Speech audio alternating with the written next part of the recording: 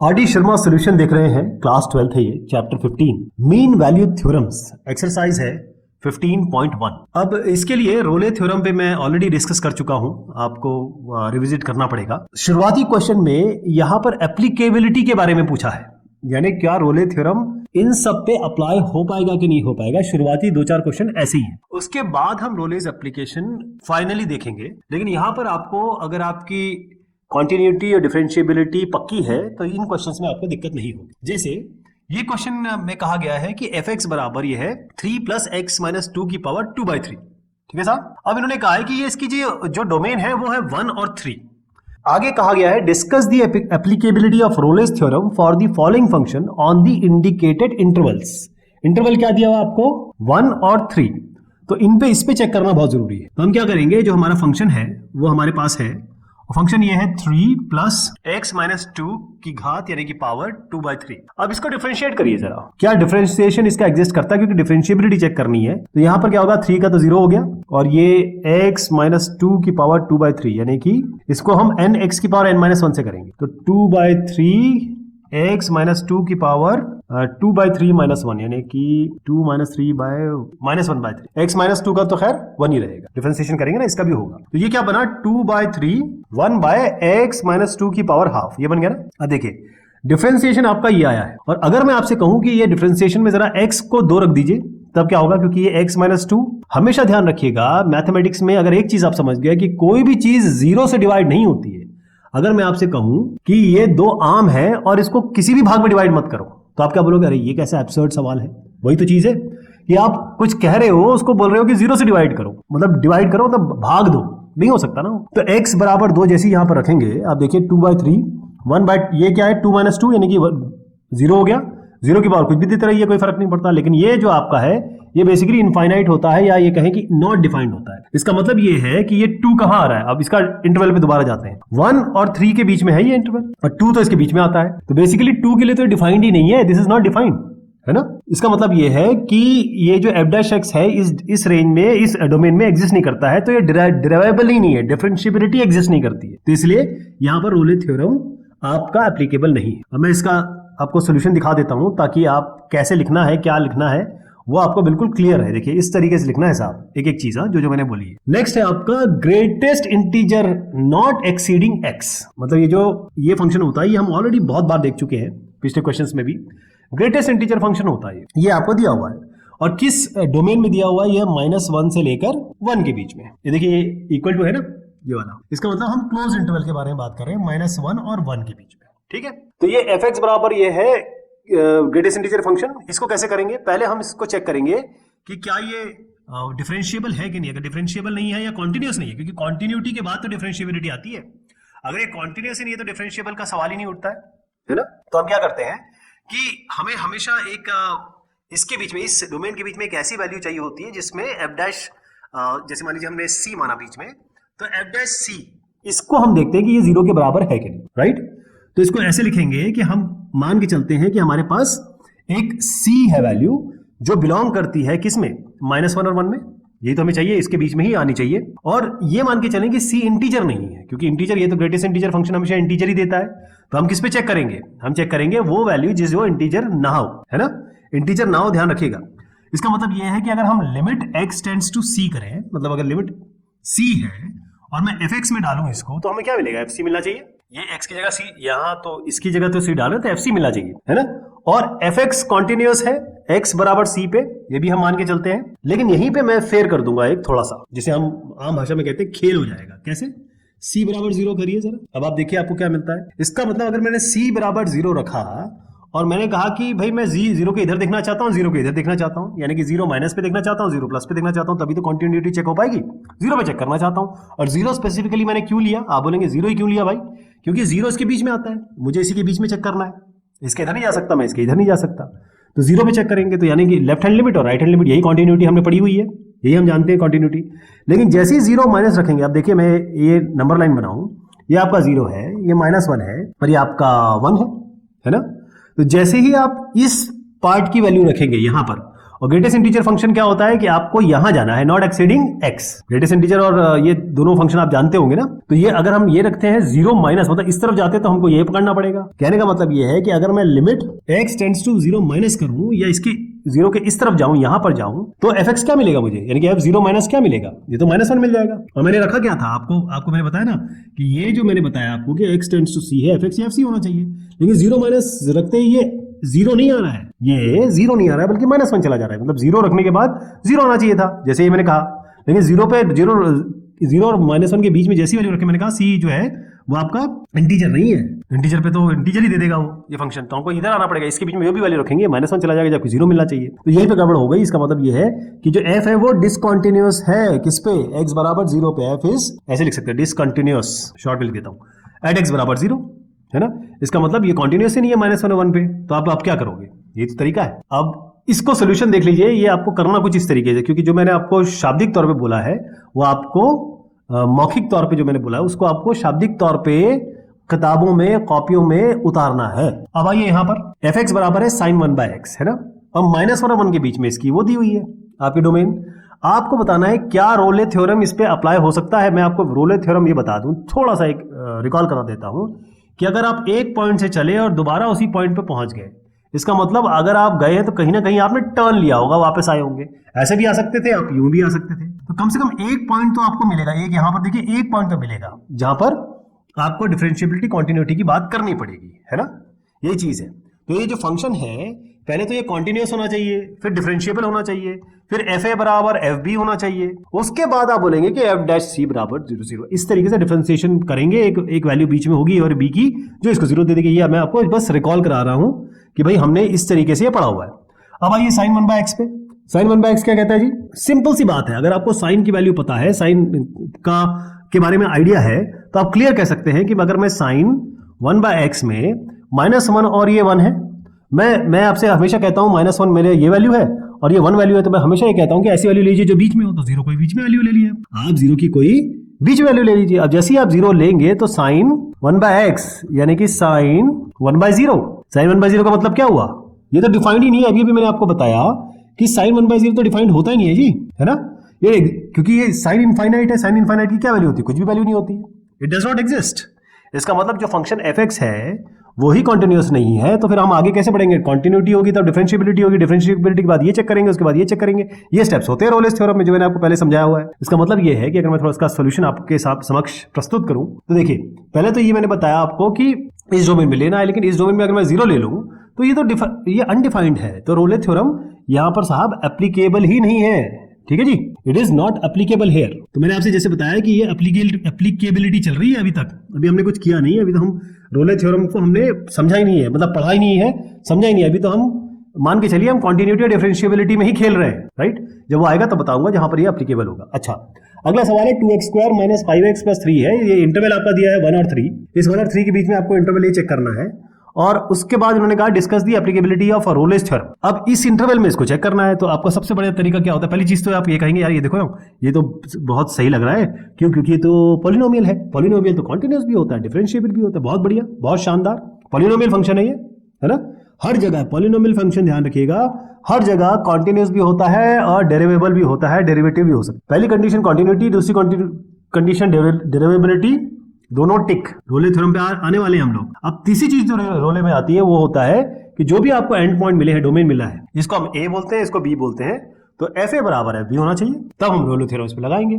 करके देख लेते हैं, f1 लगाते हैं, ये पहला वाला, और यहाँ f3 लगाते हैं, यहाँ पर लगा लीजिए f2 1² - 5 × 1 + 3, इसको लगाते हैं 2 3² - 5 × 3 + 3, ये क्या आ गया 2 - 5 + 3, अरे ये तो 0 हो गया जी, ये 3 3 9 9 2 18 - 15 + 3, ये आपका क्या आ गया, ये तो 6 आ गया। तो क्या fa बराबर fb है, बिल्कुल नहीं है, तो कॉन्टिन्यूटी डिफरेंशिएबिलिटी चेक हो गई, लेकिन fa बराबर fb तो नहीं हुआ ना।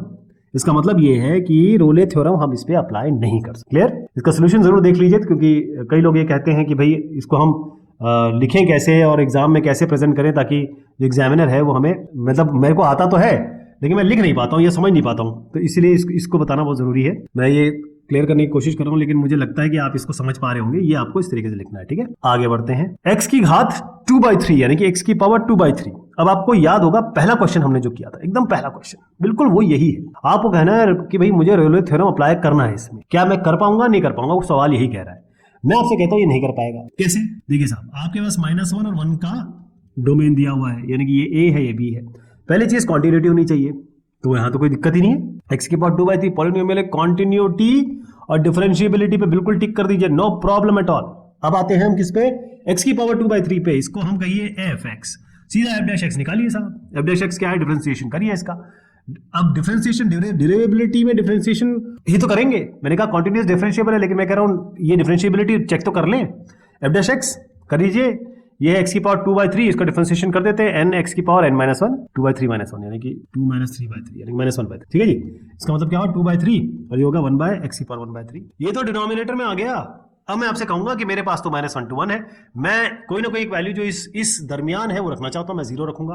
और जैसे ही मैं 0 रखूंगा क्या आएगा, 1/0। ये तो अनडिफाइंड होता है, तो ये पूरा अनडिफाइंड हो गया, इसका मतलब ये डिफरेंशिएबल ही नहीं है, ठीक है साहब। जब इसका मतलब ये है कि f'(x) नॉट डिफाइंड है, इसके लिए ये नहीं कह सकता मैं, क्योंकि तो ये पॉलिनोमियल फंक्शन है। इसमें तो आप कहोगे कि यार अभी कुछ देर पहले तो पॉलिनोमियल फंक्शन की इतनी तारीफें कर रहे थे आप, अब ये कह रहे हो कि यार ये नहीं है। तो मैं डिफरेंशिएबिलिटी की बात कर देता हूं यहां पर कि f'(x) इज नॉट डिफाइंड, और क्योंकि ये डिफाइंड नहीं है 0 पे और 0 इसके बीच में आता है, तो हम रोले थ्योरम नहीं लगा पाएंगे। समझना कैसे आपको, कुछ इस तरीके से, ठीक है। मैं यहां पर जो आपको सोल्यूशन दिखा रहा हूं इसको बहुत ध्यान से देखिए, क्योंकि ये जो है इसी तरीके से आपको एग्जामिनेशन में लिखना है। ये सारे क्वेश्चन जो चल रहे हैं वो अभी इसी बात पे है कि भाई क्या पॉसिबिलिटी है इसके रोले थ्योरम को अपनाने की या फिर इसको अप्लाई करने की। चलिए यहां पर आते हैं। -4x + 5 है 0 से 1 के बीच में, 2x - 3 है 1 से 2 के बीच में। अब क्या करेंगे, ये तो सिंपल आपको केवल कॉन्टिन्यूटी करनी है इसमें, डिफरेंशिएबिलिटी कॉन्टिन्यूटी, पहले कॉन्टिन्यूटी कर लेंगे। कॉन्टिन्यूअस होना चाहिए पहली कंडीशन रोले थ्योरम के लिए। दूसरा डिफरेंशिएबिलिटी, अगर कॉन्टिन्यूअस ही नहीं है तो आगे तो आप बढ़ ही नहीं सकते, 3 4 तीसरा और चौथा स्टेप पे तो जाओगे ही नहीं आप, क्योंकि दूसरे ही स्टेप पे अटक गए आप। क्वांटिटी नहीं है तो आगे तो बढ़ोगे नहीं ना। तो मैं इसको इस तरीके से समझाता हूं कि f(x) आपके पास क्या है, ये है। तो हम क्या करेंगे, इसको चेक करते हैं। देखिए ये 0 1 1 2 यानी कि 0 1 2 ये हमारी एक नंबर लाइन में बना देता। अब आपको क्या करना है, इस पे चेक कर लीजिए, इस पे चेक कर लीजिए, इस पे चेक कर लीजिए, या किसी बीच वाले वैल्यू पे चेक कर लीजिए। ये तो होता है ना। तो मेरा तो पसंदीदा क्या है, 0, सबसे बढ़िया 0। तो अगर आप देखेंगे 0, या फिर एक काम करते हैं बीच में 1 है, तो इस बार बेहतरीन मेरा चॉइस को छोड़ के हम 1 पे करते हैं, क्या कहते हो। तो इसलिए हम क्या करेंगे, लिमिट लगाएंगे। मैं केवल इसकी क्वांटिटी चेक कर रहा हूं, तो हम क्या करेंगे, लिमिट। अब 1 है तो हम क्या करेंगे, ऐसे बताता हूं, ये 1 माइनस पे चेक करेंगे और 1 प्लस पे चेक करेंगे, क्या ये दोनों बराबर आते हैं। क्या अगर ये बराबर आ गए तो बात समझ में आ गई। तो हम करेंगे लिमिट, ये हो गया f(x), x टेंड्स टू, आप इसको 1 माइनस कर दीजिए। और आप जानते हैं 1 माइनस का मतलब क्या होगा, 1 - h। ये आप अच्छी तरह के जानते हैं। जब हम लिमिट चेंज करते हैं, x की जगह हम 1 - h रखेंगे, तो x टेंड्स टू अगर 1 है तो ये h टेंड्स टू 0 हो गया, यानी कि लिमिट h टेंड्स टू 0 करेंगे तो यहाँ 1 - h लिखेंगे, है ना। अब h टेंड्स टू 0 1 - h, अगर 1 - h रखना चाहेंगे तो किस में रखेंगे, इसमें रखेंगे। तो -4 × 1 - h + 5, तो क्या बना ये -4। इसको मैं कंप्लीट कर देता हूँ, -4 × 1 - प्लस 4 × h + 5, ये तो 0 हो गया, h टेंड्स टू 0 लगा देते हैं, 5 - 4 हो गया आपका 1, ठीक है साहब। अब हम आते हैं limit x tends to 1 plus, ये आप अच्छी तरह जानते हैं, मैं केवल ये रिपीटेशन करा रहा हूं, क्योंकि अगर क्वांटिटी आती है तो आपको ये सवाल देखने की जरूरत नहीं है, आप आगे बढ़ सकते हैं। 1 प्लस में करेंगे तो limit h tends to 0 1 + h, 1 + h जैसी 1 के ऊपर गए आपको ये लगाना पड़ेगा, तो 2 × 1 + h - 3, यानी कि 2 + 2h - 3, ये h टेंड्स टू 0 लगा दीजिए, ये 0 हो गया, 2 - 3 हो गया -1। आपको समझ में आया क्या गेम हुआ यहाँ पे। गेम ये हुआ कि आप क्वांटिटी चेक करने निकले 1 पे, और आपने कहा कि एक जगह 1 आ रहा है, एक जगह -1 आ रहा है, यानी कि left hand limit right hand limit match ही नहीं कर रही है, मतलब दाईं आंख अलग देख रही है, बाईं आंख अलग देख रही है, तो आपको ठीक से कैसे दिखेगा, नहीं दिखेगा ना। इसका मतलब ये है कि यहाँ पर आप जो रोले थ्योरम है ये अप्लाई नहीं कर सकते। क्यों, समझ आ गया ना। आपको रोले थ्योरम का थोड़ा सा मेरा ना जो डिस्कशन है वो जरा रिविजिट करना पड़ेगा, तब आप समझ पाओगे, क्योंकि उसके आगे फिर वो मीन वैल्यू थ्योरम भी है, MVT भी है, वो तो खैर आप आगे देखेंगे। लेकिन ये देखिए हमने किया क्या, हमने ये फंक्शन लिया 0 पे, नहीं ये हम 1 पे का चेक करेंगे जी, है ना। 1 पे चेक कर लिया, 1 माइनस पे 1 प्लस पे, दोनों बराबर नहीं है, एक 1 चला रहा है एक -1 चला रहा है, तो आपने कहा ये डिसकंटिन्यूअस है। कोई तो ऐसा क्वेश्चन आए जिसमें हम अप्लाई कर सके, है ना। आप भी वेट कर रहे हैं ना। तो अब क्या करते हैं, क्या हम रोले थ्योरम इस पे लगा सकते हैं, क्या पॉसिबिलिटी है इसकी। थोड़ा सा कुछ ठीक सा लग रहा है यहाँ पर मामला में मुझे। तो आपके पास फंक्शन ये है, आपको पूरा कुछ लिखना है जी, जैसे f x, let f x equals x square minus 8x plus 12, ये सारी चीज आपको लिखनी है। तो आप ये जानते हैं कि ये पॉलिनोमियल फंक्शन है। पॉलिनोमियल फंक्शन का मतलब ये है कि कॉन्टिन्यूअस भी है, ये डेरिवेबल भी है, दोनों पे टिक लगा दीजिए, है ना।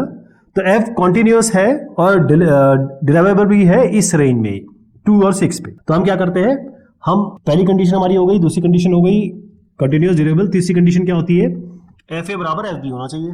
ये चेक कर लेते हैं, ए इसमें 2 है, बी 6 है, तो एफ 2 पे चेक करते हैं, एफ 6 पे चेक करते हैं, रख दीजिए इसमें 2 स्क्वायर माइनस 8 इंटू 2 प्लस 12, यहाँ पर 6 रख दीजिए, तो 6 स्क्वायर माइनस 8 इंटू 6 प्लस 12, तो यहाँ पर इसकी वैल्यू आपकी आ रही है 2 to the 4 minus 2 to the 16 plus 12 plus 4 16, 16 minus 16 0, 6 is a 36, 6 is a 48 plus 12, ये होता है माइनस 12, ये 12 0। एफ ए बराबर एफ बी भी आ गया, ये एफ ए है, ये एफ बी है, ये दोनों बराबर हो गए आपके, ठीक है जी। एफ ए बराबर एफ बी हो गया ये, तो भाई आपकी रोले थ्योरम की सारी कंडीशन मीट हो गई। अब बहुत ध्यान से समझिए, क्योंकि ये पहली बार हम रोले थ्योरम इसमें अप्लाई कर रहे हैं। इसका मतलब ये है कि हमारे पास कोई ना कोई 2 और 6 के बीच में एक ऐसी वैल्यू होनी चाहिए जिसको हम c कहेंगे, जहां पर f डैश c यानी differentiation of this function is equal to 0। ये फंक्शन क्या है f(x), इसका f डैश x निकाल लेते हैं। तो इसका डिफरेंशिएशन कर रहा हूं मैं, देखिए ध्यान से, इसका डिफरेंशिएशन कर रहा हूं, यही कर देता हूं। x स्क्वायर का होता है 2x और ये माइनस 8, बाकी 0 हो जाएगा। तो f डैश c बराबर 0, यानी कि f डैश x हमारे पास आ गया 2x minus 8, f dash x कब 0 होगा, 2x माइनस 8 बराबर 0 होगा, यानी कि x बराबर 8/2 यानी कि 4, 2 4 8, तो ये f डैश 4 बराबर 0 आ रहा है आपका। क्या 4 2 और 6 के बीच में आता है? बिल्कुल आता है। 4 कहां आता है? इसके बीच में आता है। तो जब ये आपका आ गया तो आप ये कह सकते हैं कि there exist a c which is 4, जिसके कारण ये डिफरेंशिएशन 0 हो रहा है। इसका मतलब आप यहां से चले, देखिए ये 2 से चले, ये एक पॉइंट है, ये आपका 6 पॉइंट है 6, और जब आप गए तो ऐसे करके आपने कहीं ना कहीं मूव किया और एक पॉइंट ऐसा आ गया जो आपका, ये ऐसे कर देता हूं इसको मैं, ये पॉइंट जो है वो आपका 4 है। यही आपको बताना था, यही आपको डिफाइन करना था। तो यहां पर हमने क्या किया, रोले थ्योरम को हमने अप्लाई कर दिया। ये देखिए 2.1 है, इसका मतलब जो क्वेश्चन आने वाले हैं वो सारे के सारे रोले थ्योरम इसको आपको अप्लाई करना पड़ेगा। लिखना कैसे है, पहले फंक्शन लिखिए, इसके बारे में कहानी बताइए, डेरिवेशन और कॉन्टिन्यूस है क्योंकि ये पॉलिनोमियल फंक्शन है। 2 और 6 में पहले 2 को चेक करिए, 6 को चेक करिए, दोनों 0 आ गए, आप बता दीजिए FA बराबर FB 0 है। उसके बाद आप कहेंगे कि रोले थ्योरम इसमें अप्लाई कर सकते हैं, सीधा इसका डिफरेंशिएशन करिए, बराबर 0 कर दीजिए, वैल्यू आएगी 4। 4 जो है 2 और 6 के बीच में आती है, आप खुश हो गए, आपने कहा कि 4 2 से 6 के बीच में आ सकती है। इसके मतलब है कि रोले थ्योरम हमने verify Rolle's theorem for the following function on the indicated interval. अब सबसे पहली चीज जो होती है, मैं आपको फिर से ब्रीफ कर देता हूं रोले थ्योरम लगाने के लिए। पहली चीज है कॉन्टिन्यूटी। अगर फंक्शन कॉन्टिन्यूअस है तो आप जाएंगे डिफरेंशिएबिलिटी पे, अगर डिफरेंशिएबल है तो आप जाएंगे जो ये एंड पॉइंट्स दिए हैं, इसको a मानिए, इसको b मानिए। तो FA बराबर अगर FB है, इसका मतलब कोई ना कोई एक पॉइंट है, एटलीस्ट एक पॉइंट जिसमें f डैश c बराबर 0 होगा। c जो है वो इनके बीच में लाई करना चाहिए, राइट। तो वेरीफाई हो जाएगा रोलेस थ्योरम। तो हम क्या करते हैं, हमारे पास fx दिया हुआ है, ये है x square minus 4x plus 3, ठीक है जी। हम जानते हैं कि ये पॉलिनोमियल फंक्शन है। पॉलिनोमियल फंक्शन हर जगह कॉन्टिन्यूअस भी होता है और डेरिवेबल भी होता है, कोई दिक्कत नहीं है। इसका मतलब ये इस इंटरवल में 1 और 3 में ये कॉन्टिन्यूअस भी है और डेरिवेबल भी है, मतलब ये दोनों हो गए। हम तीसरे पे आते हैं, यहाँ पर हम FA निकालेंगे, यहाँ हम FB निकालेंगे। A क्या है साहब 1, B क्या है, ये A है, ये B है, B क्या है आपका 3। तो हम F1 निकालेंगे और F3 निकालेंगे। FA और F3 निकालने का मतलब ये है कि हमको ये वैल्यूज इसमें रखनी है। मैं रख देता हूँ 1 स्क्वायर माइनस 4, इसमें रख रहे हैं माइनस 4 इंटू 1 प्लस 3, यहाँ पर भी ऐसे करेंगे, 3 रखेंगे, 3 स्क्वायर माइनस 4 इंटू 3 प्लस 3। तो यहां क्या बना आपका 0, यहां क्या बना 0। इसका मतलब FA और FB दोनों जो है वो बराबर है, ये भी 0 ये भी 0। यहां तक बात ठीक हो गई। अब ये जब हो गया तो कंडीशन जो है रोले थ्योरम की हमारी सेटिस्फाई हो चुकी है, यानी कि जो भी चीजें रोले थ्योरम में चाहिए थी वो यहां पर मिल गई है। अब हम क्या करेंगे कि एक ऐसी वैल्यू C हमें चाहिए जो इसके अंदर हो 1 और 3 के बीच में, जिस पे डिफरेंशिएशन करके अगर ये वैल्यू रख दी जाए, मतलब इसको डिफरेंशिएट करके रख दी जाए, यानी कि fx है, हम f डैश x निकालेंगे और इस x की जगह c रख देंगे, तो ये 0 आना चाहिए। तो इस फंक्शन को लीजिए, इसका डिफरेंशिएशन करेंगे। तो मैं इसका डिफरेंशिएशन यहां कर दे रहा हूं इस जगह। इसका डिफरेंशिएशन क्या होगा, x स्क्वायर का होगा 2x और ये माइनस 4, 2x माइनस 4। अब मैंने आपसे कहा f डैश x बराबर 0 होना चाहिए, तो ये f डैश x ही है, ये बराबर 0 होना चाहिए, यानी कि 2x माइनस 4 बराबर 0 होना चाहिए। तो x बराबर कितना हो गया 4/2 यानी कि 2। अब आपको बस ये देखना है कि ये 2 क्या इसके बीच में आता है, 1 और 3 के बीच में 2 आता है कि नहीं आता? बिल्कुल आता है जी।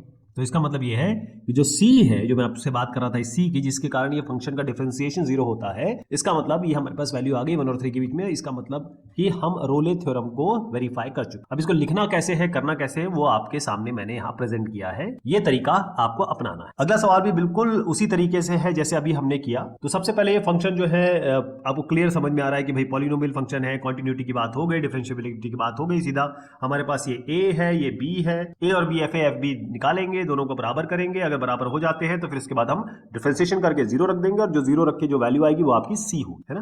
लेकिन इसमें थोड़ा सा एक पेंच है, इसलिए इस क्वेश्चन को हमको करना पड़ेगा। सबसे पहले क्या करें, ये x माइनस 1 है, ये आपका x माइनस 2 होल स्क्वायर है। x माइनस 2 होल स्क्वायर मतलब a plus b whole square, है ना। इसमें एक्स्ट्रा 2a भी मिलता है ना, वही है ये। तो ये x स्क्वायर प्लस 2 टू 4 और माइनस 2 टू 4x, ये हो गया आपका। x माइनस 1 से मल्टीप्लाई कर दीजिए, तो सब x से मल्टीप्लाई करिए सबको, हो जाएगा x cube plus 4x minus 4x। यहाँ पर ये माइनस x स्क्वायर, ये माइनस 4 और ये प्लस 4x, ठीक है।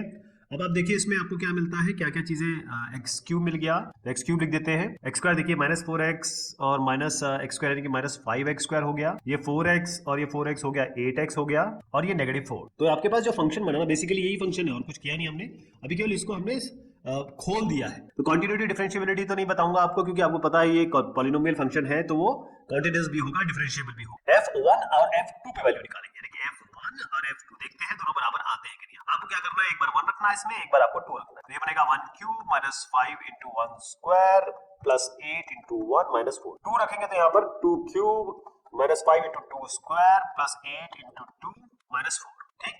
अब इसको देखिएगा, ये आपके पास आ रहा है 0, ये भी आ रहा है 0, f1 बराबर आपका f2 आ गया और 1 और 2 क्या है, ये आपके एंड पॉइंट्स। इसका मतलब जितनी भी कंडीशंस, जितनी भी चीजें, जितनी भी रिक्वायरमेंट, जरूरतें रोले थ्योरम को चाहिए थी, वो हमारी सेटिस्फाई हो चुकी। अच्छा जी, तो अब हमारे पास c होना चाहिए कोई ना कोई इस 1 और 2 के बीच में, जब c रखे f डैश x में, मतलब f डैश जब c करें तो आपका 0 आना चाहिए। ये तो करना है। तो इस फंक्शन को उठाइए, जो मैंने आपको फाइनल फंक्शन बताया, इसका हम डिफरेंशिएशन कर रहे हैं, ठीक है। मैं डायरेक्ट डिफरेंशिएशन करके लिख रहा हूँ, f डैश x लिख रहा हूँ। तो x क्यूब का हो जाएगा आपका 3x स्क्वायर और ये minus 5 to the 10 minus 10x और ये बनेगा, ये तो 0 हो जाएगा, प्लस 8। ऑलराइट, इसको आप कर दीजिए 0। अब ये बनेगा क्वाड्रेटिक इक्वेशन। क्वाड्रेटिक इक्वेशन बनाने का तरीका आपको पता है, इस 10 को ये है 8 3 24, 10 कैसे बनेगा, 6 4 24, तो 3x square minus 6x minus 4x plus 8, है ना। तो 3x यहाँ से ले लेते हैं, x माइनस 2 यहाँ आएगा, माइनस 4 यहाँ ले लेते हैं, x माइनस 2 यहाँ आएगा बराबर 0। तो आपका क्या बना, x माइनस 2 बाहर ले लीजिए और 3x माइनस 4। तो एक बार आपका यहाँ पर जब 0 लिखेंगे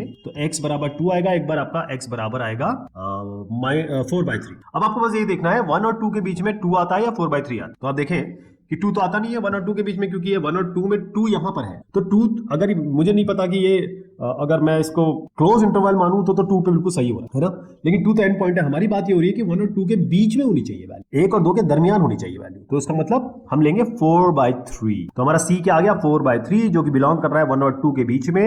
और हमने अपना ये रोले थ्योरम को वेरीफाई करके दिखा दिया। लिखना ऐसे है, करना ऐसे है, आपका पूरा तरीका ऐसा होना चाहिए, क्योंकि हम फाइनल जो कर रहे हैं वो मैं आपको थोड़ा सा क्लियर करके दिखा देता हूं। वही है जो मैंने अभी आपको समझाया। देखिए, जो कॉन्टिन्यूटी डिफरेंशिएबिलिटी जो है वो पॉलिनोमियल में बहुत आसान होती है।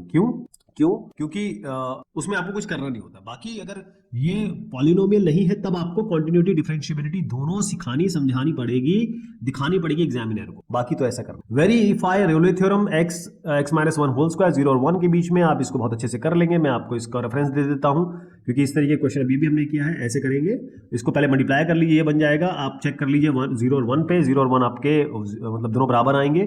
फिर इसका डिफरेंशिएशन कर लीजिए, डिफरेंशिएशन करके 0 रख दीजिए, आपके पास x बराबर 1 आएगा, x बराबर 1/3 आएगा। 0 और 1 के दरमियान आपका 1/3 आ रहा है, तो 1/3 कहेंगे, जो c है रोले थ्योरम वेरीफाई। इसको भी कर लेंगे आप, मल्टीप्लाई करना है -1 और 2 के बीच में। अब आपको पूरी कहानी समझ में आ गई होगी। बस इसमें क्या है कि जब आप इसका क्वाड्रेटिक मतलब जब इसका रूट्स निकालेंगे तो यहां पर आपका क्वाड्रेटिक इक्वेशन बनेगा, और वो आप अच्छी तरीके से जानते हैं, ऑलरेडी आप सालों से कर रहे हैं ना। तो ये आप इस तरीके से बता देंगे कि भाई जो वैल्यू इसके बीच में आ रही है -1 और 2, ये आपको समझना होगा कि कौन सी वैल्यू आ रही है, और वो आपको लिख देना होगा। तो बेसिकली ये दोनों ही वैल्यू जो आपकी आएंगी वो -1 और 2 के बीच में लाई कर रही है, तो आप ये कर लीजिए। ये भी आपसे हो जाएगा x into x minus 4 whole square, कोई दिक्कत नहीं है। ये लीजिए 0 और 4 पे वैल्यू निकालिए, दोनों बराबर अगर आ गई, जो कि आ रही है यहाँ पे, इसका डिफरेंशिएशन करिए, बराबर 0 रखिए, 2 रूट्स आएंगे, देख लीजिए कौन सा इसके बीच में है। 4 तो यही है, तो आपका जो दूसरा 4/3 मिल रहा है वो आपके इसके बीच में आ रहा है। आप रोले थ्योरम को वेरीफाई ये भी कर लेंगे आप, है ना। ये सारे एक जैसे हैं। अगर आप मुझे यकीन है, अगर आप जो मैंने आपको शुरुआती क्वेश्चन समझाया था, अगर वो आप समझ गए तो ये सारे आपके लिए बहुत आसान होंगे। इसलिए मैं आपको रेफरेंस भी दे रहा हूँ ताकि आपको कोई तकलीफ ना हो, आपके सामने सोल्यूशन हो। अगर आप कहीं अटकते हैं तो इस तरीके से आप कर। अच्छा जी, अब आ गया ये कॉस वाला टर्म, तो इसमें इसको हम जरूर इस पे चर्चा करेंगे। थोड़ा सा अलग सा सवाल लग रहा है। तो हमारे पास फंक्शन ये है cos 2 इंटू एक्स माइनस π/4। इसको मल्टीप्लाई कर लेते हैं। बेसिकली फंक्शन ये बन क्या रहा है, ये बन रहा है cos 2x माइनस π/2। ओके, अब इसको मैं लिख सकता हूं cos माइनस π/2 माइनस 2x, ऐसे लिख सकता हूं। cos माइनस थीटा होता है, cos माइनस थीटा, जैसे sin माइनस थीटा होता है माइनस साइन, इसी तरीके से cos माइनस थीटा होता है प्लस cos थीटा। तो ये आपका cos थीटा ही आएगा, तो आप cos थीटा कर दीजिए। लेकिन जैसे ही आप cos थीटा करने लगेंगे, cos के अंदर क्या आ रहा है, π/2 माइनस थीटा, और cos 90 माइनस थीटा होता है sin थीटा, और sin 90 माइनस थीटा होता है cos थीटा।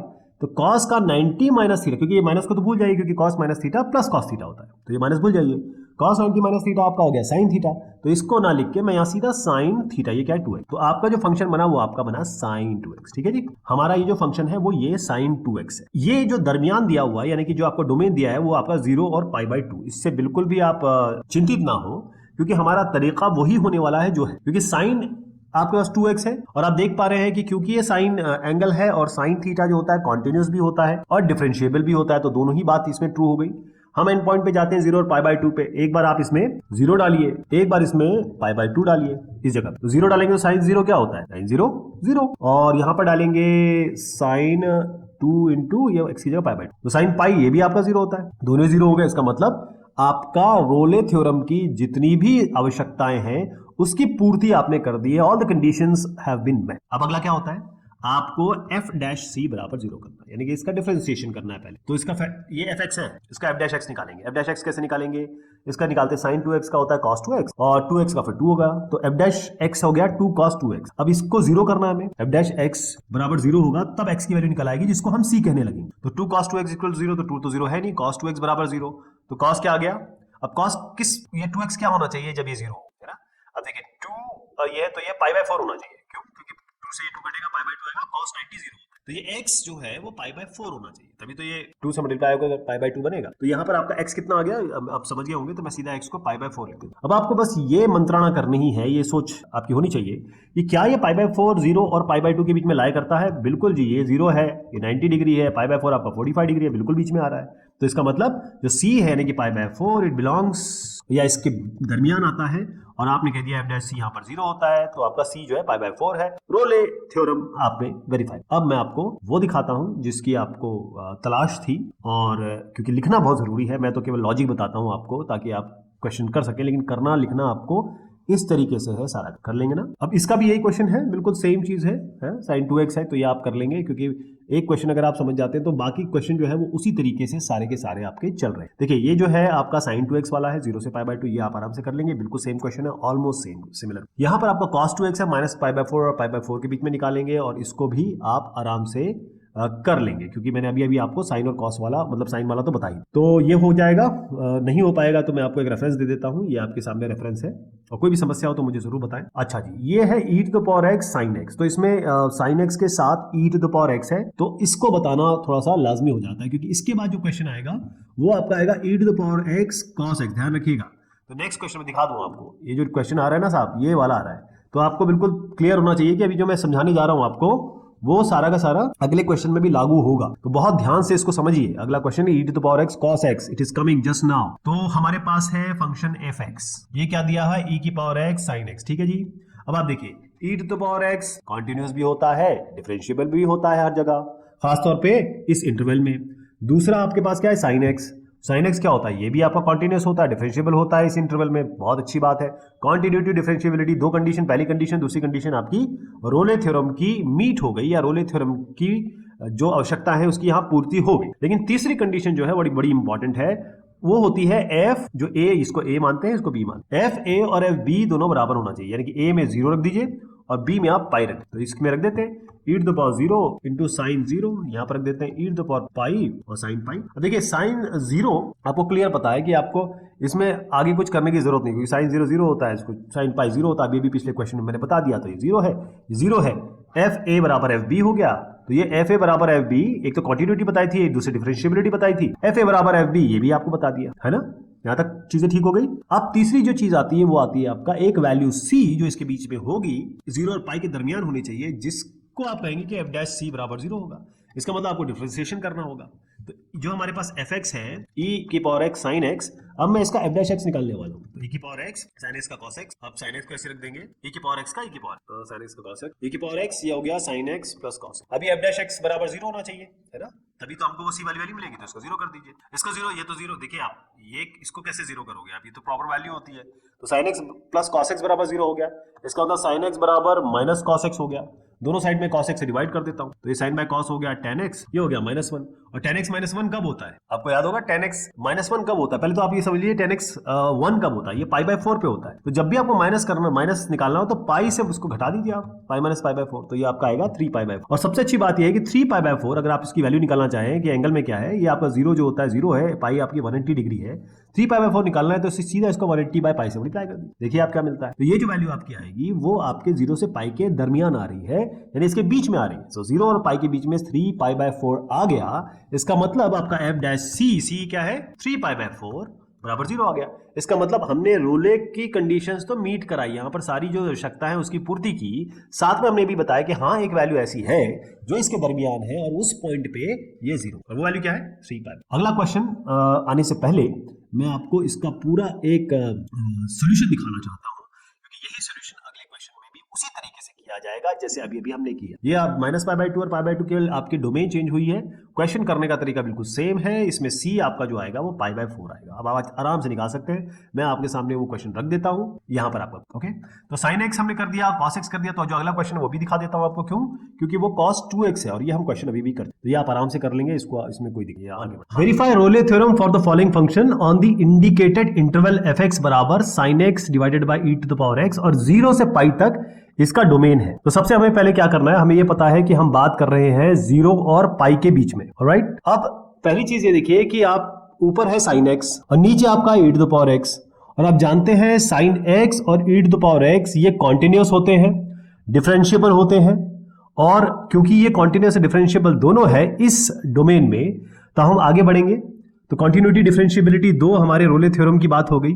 थर्ड चीज इसमें जो आती है वो एफ ए बराबर एफ बी की आती है। ए इसमें है 0 और बी इसमें है पाई, तो हम चेक कर लेते हैं कि एफ 0 और एफ पाई इक्वल है कि नहीं। एफ 0 में साइन 0 रख दीजिए यहाँ पर, और नीचे ई टू द पावर आपका हो गया 0, यहाँ पाई में रखेंगे sine pi divided by e to the power pi. अब ई कुछ भी रहने दीजिए आप, ऊपर तो आपका साइन 0 0 हो गया, इसी तरीके से साइन पाई 0 हो गया, और ये तो खैर अनडिफाइंड वैल्यू है नहीं, तो दोनों ही 0 आ जाएंगे। तो 0 बराबर 0 यानी कि एफ ए बराबर एफ बी दोनों बराबर हो गए। तो ये तीसरी कंडीशन भी हमने मीट कर ली रोले थ्योरम। तीसरी कंडीशन क्या है कि कोई ना कोई सी ऐसा होना चाहिए इस दरमियान, इस इंटरवल के बीच में, कि जब हम एफ डैश एक्स बराबर 0 करें, यानी कि इसका डिफरेंशिएशन 0 करें, 0 हो जाए, तो आप इसी x को c कहने लगेंगे। लेकिन ये जो x जिसके कारण ये फंक्शन 0 हुआ है, डिफरेंशिएशन इसका 0 हुआ है, ये 0 और पाई के बीच में लाई करना चाहिए। तो हमें क्या करना पड़ेगा, इसका डिफरेंशिएशन करना पड़ेगा। तो हमारे पास fx ये है sin x divided by e to the power x, इसका हम डिफरेंशिएशन करेंगे। तो f डैश x करेंगे तो क्या करेंगे,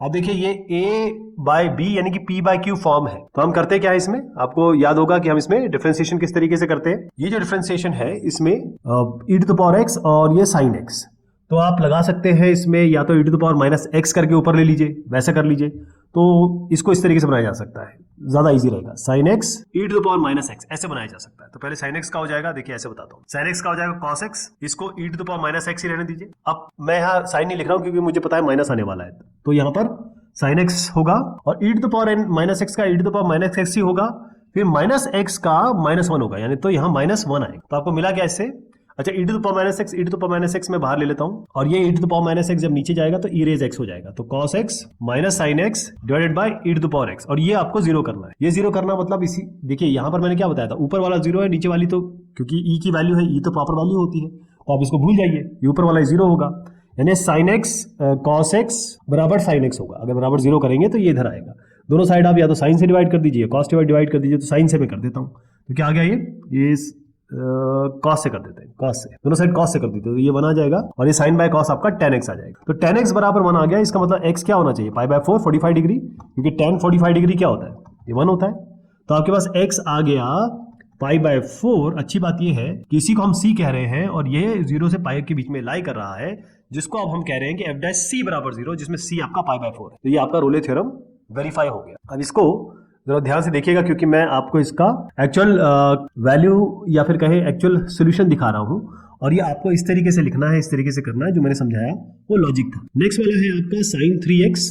अब इस तरीके के क्वेश्चन हम ऑलरेडी कर चुके हैं, तो मैं आगे नहीं बढ़ूंगा, क्योंकि इसमें थोड़ी सी एक चीज है जो बतानी जरूरी है, और बाकी चीजें तो आपको पता ही है। पहली चीज है कि sin 3x जो है वो कॉन्टिन्यूस है, डिफरेंशिएबल है, डिफरेंशिएबिलिटी भी है, तो ये दोनों तो आपकी हो गई। 0 से पाई के डोमेन में आप आराम से कह सकते हैं। अच्छा, f0 और f पाई कर लीजिए, ये a है ये b है, तो f a बराबर f b करना है, तो f0 बराबर f पाई चेक कर लेते हैं। तो f0 यानी कि sin 3 इंटू 0 और बराबर, ये बराबर है कि नहीं हमें पता करना है, ये हो जाएगा sin 3 पाई। अब sin 0 और sin 3 पाई ये दोनों ही 0 होते हैं, तो इसका मतलब ये है कि fa बराबर fb, ये है कि नहीं, ये वाली कंडीशन जो तीसरी कंडीशन है ये वाली, ये भी हमारी मीट हो गई। अब आपको करना क्या है, सीधा f डैश x बराबर 0 करना है। जिस भी वैल्यू के लिए ये 0 हो जाएगा उसे हम c कहने लगेंगे, और c 0 और पाई के बीच में लाई करना चाहिए। इसका मतलब आपको sin 3x लेना है, इसका डिफरेंशिएशन करना है, यानी कि fx आपका क्या है sin 3x, इसका हम डिफरेंशिएशन करेंगे। तो f डैश x कर देते हैं, sin 3x का होता है cos 3x, फिर 3x का 3 होगा, इसको आप 0 कर दीजिए, 3 तो 0 हो नहीं सकता, इसका मतलब cos 3x 0 होगा। तो 3x क्या है आपको पता है ना, cos क्या होता है, cos पाई बाय 2 यानी कि 90 0 होता है, लेकिन केवल cos 90 0 नहीं होता है, cos 90 भी 0 होता है, cos 3 पाई बाय 2 भी 0 होता है। इस तरीके से आगे बढ़ते रहिए। अब यहाँ x चाहिए हमें, तो सबको 3 से मल्टीप्लाई कर देते हैं, तो x क्या आ जाएगा, यहाँ से 3 मल्टीप्लाई करेंगे तो 3, ये 3 से डिवाइड करेंगे, सॉरी ये 3 है ना, तो 3 से डिवाइड कर देंगे, तो यहाँ 3 से डिवाइड करेंगे तो 3 इंटू 2 हो गया पाई बाय 6, ये 3 से डिवाइड करेंगे तो पाई बाय 2, ऐसे आगे 5 पाई बाय 6, इस तरीके से ये आने लगेगा। अब आप देखें कि इसके अंदर ये जो पाई बाय 6 है, पाई बाय 2, 5 पाई बाय 6, ये सारी जो वैल्यूज देख रहे हैं आप 0 से पाई के बीच में आ रही है कि नहीं आ रही है, बिल्कुल आ रही है। ये 90 डिग्री है। इसका अगर आपको निकालना है, आपको नहीं समझ में आ रहा है कि भाई क्या, वैसे 30 डिग्री में बता देता हूँ आपको, 30 डिग्री है, कभी भी ऐसा समझ में ना आए तो आप सीधा 180 बाय पाई से डिवाइड कर दीजिए, और आप देखिएगा ये 6 3 और ये 5 3 15, 150 डिग्री, 180 डिग्री के अंदर में। तो रोले थ्योरम हमारा वेरीफाई हो गया, और इसको लिखेंगे कैसे और करेंगे कैसे वो आपके सामने मैंने यहाँ दे दिया है। जो भी मैंने बताया वो आपको इस तरीके से लिखना है। Verify Rolle theorem for the following function on the indicated interval fx बराबर 1 minus e raise to 1 minus x square. अब क्योंकि आप इसको भूल जाइए क्या है ऊपर, आप सब ध्यान रखिए, ये e टू द पावर कुछ थीटा है, तो e की पावर थीटा या फिर कहें e की पावर x वाला जो फंक्शन होता है, इसको हम एक्सपोनेंशियल फंक्शन कहते हैं। क्या कहते हैं, एक्सपोनेंशियल फंक्शन कहते हैं। एक्सपोनेंशियल फंक्शन पहला तो कॉन्टिन्यूअस भी होता है, दूसरा डिफरेंशिएबल भी होता है, दोनों में मैंने टिक लगा दिया, और खासतौर पे -1 और 1 के बीच में तो होता ही होता है। तो आप क्या करेंगे, तीसरी कंडीशन देखते हैं, एफ ए बराबर एफ बी, ये मीट करती है कि नहीं करती है। तो ए हम ले लेंगे -1 और बी हम ले लेंगे 1, ये यहाँ, तो यहाँ पर आ गया e to the power 1 minus, और ये -1 का होल स्क्वायर, यहाँ पर आएगा e की पावर 1 माइनस 1 का होल स्क्वायर, तो ये बना e, ये तो 1 ही रहेगा, 1 माइनस 1 0, तो e की पावर 0, ये भी 1 ये 1 स्क्वायर 1 ही होता है, तो ये हो जाएगा e की पावर 0 e रे 0। तो e रे 0, किसी भी पावर जो 0 होती है वो हमेशा 1 होती है, ये भी 1 है, ये भी 1 है, इसका मतलब fa हो गया ये, और ये आपका fb हो गया, तो fa बराबर fb हो गया। इसका मतलब जो कंडीशंस है रोले थ्योरम की वो तो यहाँ पर मीट हो गई। नेक्स्ट चीज क्या है, हमको इसका डिफरेंशिएशन करके 0 करना है और देखना है कि x की किस वैल्यू के लिए 0 हुआ है, और उसी को हम c कहने लगे। तो हम क्या करते हैं, इसका डिफरेंशिएशन करेंगे। हमारे पास, अब मैं लिख देता हूँ फिर से, fx है आपका e1 माइनस एक्स स्क्वायर। अब मैं f डैश x निकाल रहा हूँ, तो e की पावर x का तो e की पावर x ही होता है, तो e की पावर 1 माइनस एक्स स्क्वायर ही होगा, और 1 माइनस एक्स स्क्वायर का डिफरेंशिएशन करते थे 0, ये आपको -2x, तो बेसिकली क्या है, -2x into e raise 1 minus x square बराबर 0। तो ये मैंने कहा e की पावर जो होती है, e एक प्रॉपर वैल्यू होती है, एक्सपोनेंशियल एक वैल्यू होती है, तो ये तो 0 कभी नहीं होगा, है ना, ये तो 0 होता नहीं है, -2 0 नहीं होगा, ये x ही 0 हो सकता है, तो x 0 है। आप यही हम c कह रहे हैं ना, ये f डैश c कह रहे हैं, तो ये x क्या 0 के बीच में लाई करता है, देखिए -1 और 1 के बीच में करता है, नंबर लाइन पे भी देख लीजिए, ये -1 है, ये 1 है, तो 0 बीच में लाई करता है, तो बिल्कुल सही है ये। इसका मतलब रोले थ्योरम को आपने वेरीफाई कर, तो मैं आपको इसका सोल्यूशन जरूर दिखा देता हूँ, क्योंकि मेन चीज ये होती है कि आप इसको करते कैसे, लिखते कैसे हैं। जैसे मैं बार बार कहते रहता हूँ कि आपको केवल ये नहीं करना है कि भाई आपको आता है, आपको आता है तो आपको ये बताना भी है इसको, यूजर को। चलिए ये हम नेक्स्ट वाले पे बढ़ते हैं, क्योंकि यहाँ पर ये सारा जो कंटेंट है ये आप सामने देख ही रहे हो। नेक्स्ट वाला है आपका fx बराबर log x square plus 2 minus log 3, इसी इंटरवल में नेगेटिव 1 to 1 करना है। अब तो आप बहुत अच्छे से चीजें जान गए, मैं फटाफट करता हूँ। आप पहली चीज जान लीजिए कि इसको हम ऐसे नहीं लिखेंगे। आप जानते हैं log a minus log b होता है log a बाई बी, तो हम इसको क्या लिखेंगे log, अच्छा कॉन्टिन्यूटी, डिफरेंशिएबिलिटी, ये सब आप मान के चलिए ये है, ये log, क्योंकि log का फंक्शन बना रहा हूं मैं इसको, ये बनेगा log x स्क्वायर प्लस 2 और डिवाइडेड बाय 3, तो x square plus 2 divided by 3 ये हमारा मेन फंक्शन है, fx बराबर ये है। अब देखें ये जो फंक्शन है कॉन्टिन्यूस है, नेगेटिव 1 और 1 के बीच में। अब इसमें डालते हैं हम मैं fa बराबर fb चेक कर रहा हूँ, ये a है ये b है, पहले मैं -1 डाल देता हूँ इसमें, तो log, मैं स्टेप्स नहीं लिख रहा हूँ, हाँ मैं फटाफट आपको बता रहा हूँ बस, ये -1 का whole square plus 2 divided by 3, और ये b में क्या होगा log 1 square plus 2 divided by 3, तो ये तो 1 ही होगा, 1 प्लस 2 3 बाय 3, यानी कि ये 1 प्लस 2 3 बनेगा, 3 और 3 कैंसिल हो जाएगा, तो log 1 आएगा, और log 1 की वैल्यू आप जानते हैं 0 होती है, तो ये 0 हो गई। यहाँ पर ये 1 स्क्वायर 1 होगा, 1 प्लस 2 3, 3 बाय 3 यानी कि 1, log 1 आएगा, तो log 1 0, ये भी आपका 0 आ गया, तो fa बराबर fb आ गया इस सिचुएशन में। अब क्योंकि हमारे रोले थ्योरम की सारी जो भी आवश्यकताएं थी वो पूरी हो चुकी है, पूर्ण हो चुकी है, तो हम कोई ना कोई सी ऐसा फाइंड आउट करने की जरूरत महसूस कर रहे हैं जो इसके बीच में हो, लेकिन उसके लिए हमें क्या करना होगा, जो फंक्शन है इसका डिफरेंशिएशन करना होगा। तो मैं इसका f डैश एक्स डायरेक्ट कर रहा हूँ। log x का क्या होता है, देखिए मैं डायरेक्ट f डैश एक्स बता रहा हूँ। log x क्या होता है 1 बाय एक्स, यानी कि 1 by x square plus 2 divided by 3, तो 3 मैं ऊपर ले जाता हूँ। अब इसका डिफरेंशिएशन होगा, तो इसका डिफरेंशिएशन ये वाला कंटेंट का डिफरेंशिएशन होगा, तो इसमें 3 तो कांस्टेंट है, तो 1 बाय 3 यहाँ रख देते हैं। एक्स स्क्वायर प्लस 2 का डिफरेंशिएशन क्या होगा 2x, तो यहाँ 2x लिख देते हैं, 3 3 कैंसिल, आपका है 2x bye x square plus 2, ये क्या आया 2x bye x square plus 2, ये हमने ठीक किया, एक बार मैं चेक कर लेता हूँ। log का इसका 3 ऊपर, एक्स स्क्वायर प्लस 2 नीचे, और फिर हमने इसका किया एक्स स्क्वायर प्लस 2 बाई 3 का, तो 1 बाई ये 3 आ गया, एक्स स्क्वायर प्लस 2 का 2x आ गया, तो 3 3 तो कैंसिल हुआ ना जी, है ना, ये log 3 नीचे था ना, तो कैंसिल हो गया 3, आपका 2x bye x square plus 2 आया, और ये आपका 0 आपको करना है, तो नीचे वाला तो 0 होगा नहीं, होगा किसी कारण से हो सकता है नहीं, ये जब भी जैसे मैंने बताया ना आपको साइन वाले क्वेश्चन में भी बताया, ये तो 0 होगा नहीं, आपका x 0 होगा बस, तो इसका मतलब केवल x 0 होगा तभी ये पूरा 0 होगा, तो x 0 इस -1 1 के बीच में आ रहा है, ये भी मैंने आपको नंबर लाइन से बता दिया था, ये -1 है तो ये 1 है, तो 0 यहाँ बीच में आ रहा है, इसका मतलब आपका c बराबर 0 एक ऐसी वैल्यू है जिसमें आपको f डैश c बराबर 0 देगा ये फंक्शन, तो इसका मतलब रोले थ्योरम को आपने वेरीफाई भी कर लिया। अब इसको मैं जरा आपको दर्शा देता हूँ, इसको पूरी तरीके से ये क्लियरेंस जरूर कर दूं ताकि आपको क्वेश्चन समझ में आ जाए कि भाई थोड़ा इसमें मैं इरेज ऑल, देखिए आप ये जो है इसको ऐसे करना है, आपको ध्यान रखिएगा, इसमें थोड़ा सा एक चीज है कि जो मैंने अभी आपको बताया उस तरीके से थोड़ा सा फेरबदल कर लिया, लेकिन बात वही है कि आप 2x करें 6x करें x बराबर 0 ही एक ऐसी चीज है जो आपको रोले थ्योरम वेरीफाई करवाए। अगला है sin x plus cos x, तो ये भी इस तरीके के क्वेश्चन हम अभी देख चुके हैं, 0 से π/2 में करना है, तो फटाफट कर देता हूँ। sin x cos x अपने आप में इस रेंज, इस डोमेन में कॉन्टिन्यूस भी होते हैं, डिफरेंशिएबल भी होते हैं, ये आपको प्रॉपर लिखना है, ठीक है, मैंने तो एक शब्द में बता दिया कॉन्टिन्यूस से डिफरेंशिएबल है, और ये भी बता दूं आपको fa बराबर fb भी होता है, कैसे, आप यहाँ पर sin x plus cos x, sin 0 plus cos 0 करिए, यहाँ पर आप करिए sin π/2 प्लस cos π/2, sin 0 होता है 0, cos 0 होता है 1, sin π/2 होता है 1, cos 0 होता है, cos π/2 होता है 0, तो दोनों जगह 1 1 आ गया, तो देखिए आप 1 1 आ गया, fa बराबर fb आ गया, तो fa बराबर fb करते ही आप f डैश x निकालेंगे और उसको बराबर 0 रखेंगे, तो sin x का डिफरेंशिएशन होगा cos x, और cos x का होगा माइनस sin x, इसको बराबर 0 करना है, यानी कि cos x बराबर sin x, दोनों साइड cos x से डिवाइड कर देता हूँ, तो आपका ये 1 हो जाएगा, ये tan x हो जाएगा, और आप जानते हैं x बराबर π/4 होना चाहिए, अभी हमने एक ऐसा क्वेश्चन किया,